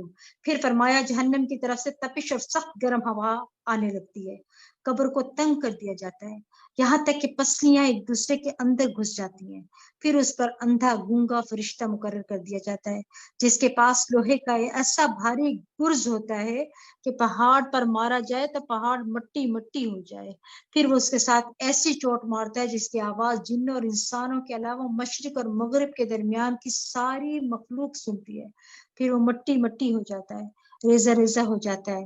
آپ نے فرمایا پھر روح لوٹائی جاتی ہے اور پھر یہی دہرایا جاتا ہے۔ استغفر اللہ۔ تو اللہ تعالیٰ ہم سب کو اس سے محفوظ رکھے، اور منافق کے ساتھ بھی یہی ہوتا ہے۔ اللہ تعالیٰ ہم سب کو اس سے محفوظ رکھے، اور اب آمین۔ کیا آپ نے ان لوگوں کی حالت پر غور نہیں کیا جنہوں نے اللہ کی نعمت ایمان کو کفر سے بدل ڈالا، یعنی ایمان کو کفر سے بدل ڈالا، آپ دیکھیں، اور اپنی قوم کو ہلاکت کے گھر جا اتارا، جو جہنم ہے جس میں وہ داخل ہوں گے، اور وہ بہت بری قیامگاہ ہے۔ ان لوگوں نے اللہ کے کئی ہمسر بنا ڈالے تاکہ لوگوں کو اس کی راہ سے بھٹکا دیں۔ آپ ان سے کہیے مزے اٹھا لو، آخر تمہیں دوزخ کی طرف ہی لوٹنا ہے۔ اے نبی، میرے ان بندوں کو جو ایمان لائے ہیں کہہ دیجئے کہ وہ نماز قائم کرے، اور جو کچھ ہم نے انہیں دے رکھا ہے اس میں سے پوشیدہ اور اعلانیہ خرچ کیا کریں، قبل اس کے کہ وہ دن آ جائے جس میں نہ خرید و فروخت ہوگی اور نہ دوستی کام آئے گی۔ تو آپ دیکھ رہے ہیں کہ کم و بیش روزانہ صدقہ کی بات ہوتی ہے، روزانہ جب بھی ہم دورہ قرآن کے لیے بیٹھتے ہیں تو روزانہ صدقہ کی بات ہو رہی ہوتی ہے۔ تو کیا کرنا چاہیے؟ ایک تو یہ کہ روزانہ صدقہ کریں، دوسرا ہفتے کے ہفتے رات کو دن کو جب کبھی مسجد جائیں ساتھ لے جائیں، اور اس میں آپ دیکھیں کہ جس بھی چیز پر آپ خرچ کرتے ہیں وہ صدقہ ہی کہلاتا ہے۔ کوئی صدقہ جاریہ ہوتا ہے جو تعلیم وغیرہ پر خرچ کیا جاتا ہے، اور کچھ فقراء اور مساکین کو کھلانے کو، ان کی ضروریات پر پوری کرنے کا کام آتا ہے۔ تو ہمیں اللہ کے راستے میں دے دینا چاہیے، ہمیں ملے گا اجر ہماری نیت کے مطابق۔ حضرت عائشہ رضی اللہ عنہا اور حضرت اسماء رضی اللہ عنہا دونوں کا طریقہ مختلف تھا۔ ایک ان میں سے وہ تھی ان کے پاس جو آتا فوراً نکال دیتی، اور دوسری جمع کرتی رہتی تھی کہ جب جمع ہو جائے گا ایک مخصوص رقم تو پھر اس کو دیتی تھی۔ آپ جو بھی طریقہ اختیار کریں لیکن دیتے رہیں۔ قل عبادی، اللہ کہہ رہا ہے کہ میرے بندوں سے کہیے، تو کیا ہم اللہ کے بندے نہیں بنیں گے کہ اللہ میں تیری بندی ہوں؟ جب اللہ کی بندی ہیں تو پھر اللہ نے جو کہا ہے وہ کریں۔ یقیم الصلاۃ وینفق مما رزقناہم سرا وعلانیۃ۔ کچھ بھی کرے انسان اپنے ہاتھ سے آگے کے لیے دے تاکہ اگلی منزلیں آسان ہوں۔ موت کے وقت انسان سے پوچھا جائے کہ تم کیا کرنا چاہو گے تو وہ کہے گا مجھے دنیا میں بھیجو، میں صدقہ کر کے آتا ہوں۔ وہ یہ نہیں کہے گا کہ نماز پڑھوں یا کچھ اور کروں۔ تو یاد رکھیے گا صدقے کی بہت زیادہ فضیلت ہے۔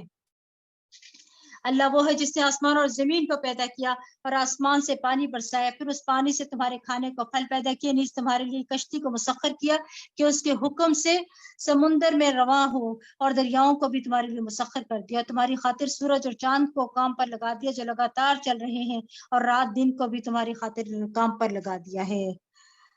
سبحان اللہ، ہمیں رات لانی نہیں پڑتی، رات خود ہی آ جاتی ہے۔ اگر رات بھی لانی پڑتی سونے کے لیے تو پتہ نہیں کب لاتے اور کب اسے چھوڑ کر بھی آتے۔ یہ تو شکر ہے اللہ نے اپنے ہاتھ میں رکھا اس نظام کو۔ اور جو کچھ بھی تم نے اللہ سے مانگا وہ اس نے تمہیں دیا، اور اگر اللہ کی نعمتیں گننا چاہو تو کبھی ان کا حساب نہ رکھ سکو گے۔ انسان تو ہے ہی بے انصاف اور ناشکرا۔ اور یاد کرو جب ابراہیم نے دعا کی تھی میرے پروردگار اس شہر مکہ کو پرامن بنا دے، اور مجھے بھی اور میری اولاد کو بھی اس بات سے بچائے رکھنا کہ ہم بتوں کی پوجا کریں۔ توحید پر شہر کی بنیاد رکھی جا رہی ہے، اور ڈر کیا ہے؟ شرک کا۔ ہمیں کبھی شرک سے ڈر نہیں لگا، اور بچوں کے لیے بھی نہیں لگتا۔ پروردگار ان معبودوں نے تو بہت سے لوگوں کو گمراہ کر دیا، لہٰذا جس نے میری پیروی کی وہ یقیناً میرا ہے، اور جس نے میری نافرمانی کی سو تو معاف کرنے والا اور رحم کرنے والا ہے۔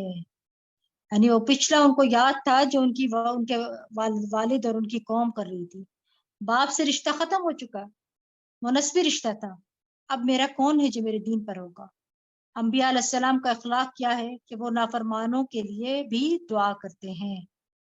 اے ہمارے پروردگار، میرے اپنی اولاد کے ایک حصے کو تیرے قابل احترام گھر کے پاس ایسے میدان میں لا بسایا جہاں کوئی کھیتی نہیں ہے، تاکہ وہ نماز قائم کرے۔ پروردگار بعض لوگوں کے دلوں کو ان کی طرف مائل کر دے اور انہیں کھانے کو پھل فرما، توقع ہے کہ شکر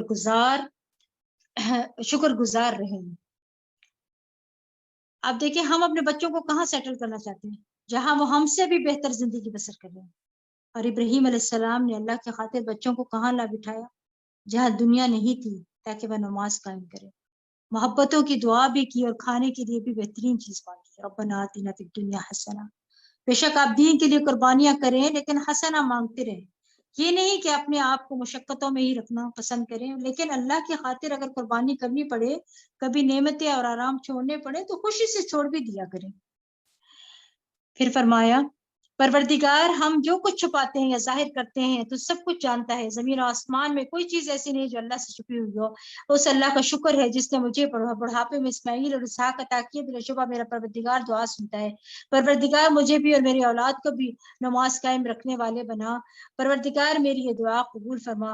پروردگار مجھے، میرے والدین اور جملہ مومنوں کو اس دن معاف فرمانا جب حساب لیا جائے گا۔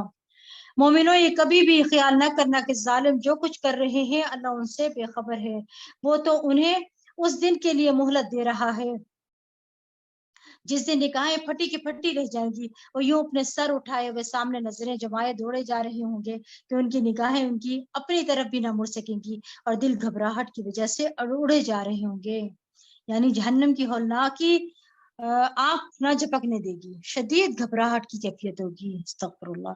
اے نبی آپ لوگوں کو اس دن سے ڈرائیے جب عذاب انہیں آ لے گا تو اس دن ظالم کہیں گے ہمارے پروردگار ہمیں تھوڑی سی مدت اور مہلت دے دے، ہم تیری دعوت قبول کر لیں گے اور تیرے رسولوں کی پیروی کریں گے۔ اللہ تعالیٰ انہیں جواب دے گا کہ تم وہی لوگ نہیں جو اس سے پہلے یہ قسمیں کھایا کرتے تھے کہ تمہیں کبھی یہ زوال آئے گا ہی نہیں، یعنی نعمتیں پا کر تم اکڑ گئی تھے اور سمجھتے تھے کہ یہ ٹلنے والی نہیں۔ حالانکہ تم ایسے لوگوں کی بستیوں میں آباد ہوئے تھے جنہوں نے اپنے آپ پر ظلم کیا تھا، اور تم پر یہ بھی واضح ہو چکا تھا کہ ان سے ہم نے کیا سلوک کیا تھا، اور تمہارے لیے ان کی مثالیں بھی بیان کر دی تھیں۔ ان لوگوں نے حق کے خلاف خوب چالیں چلی، حالانکہ ان کی چالوں کا توڑ اللہ کے پاس موجود تھا، اگرچہ ان کی چالیں ایسی خطرناک تھیں کہ ان سے پہاڑ بھی ٹل جائیں۔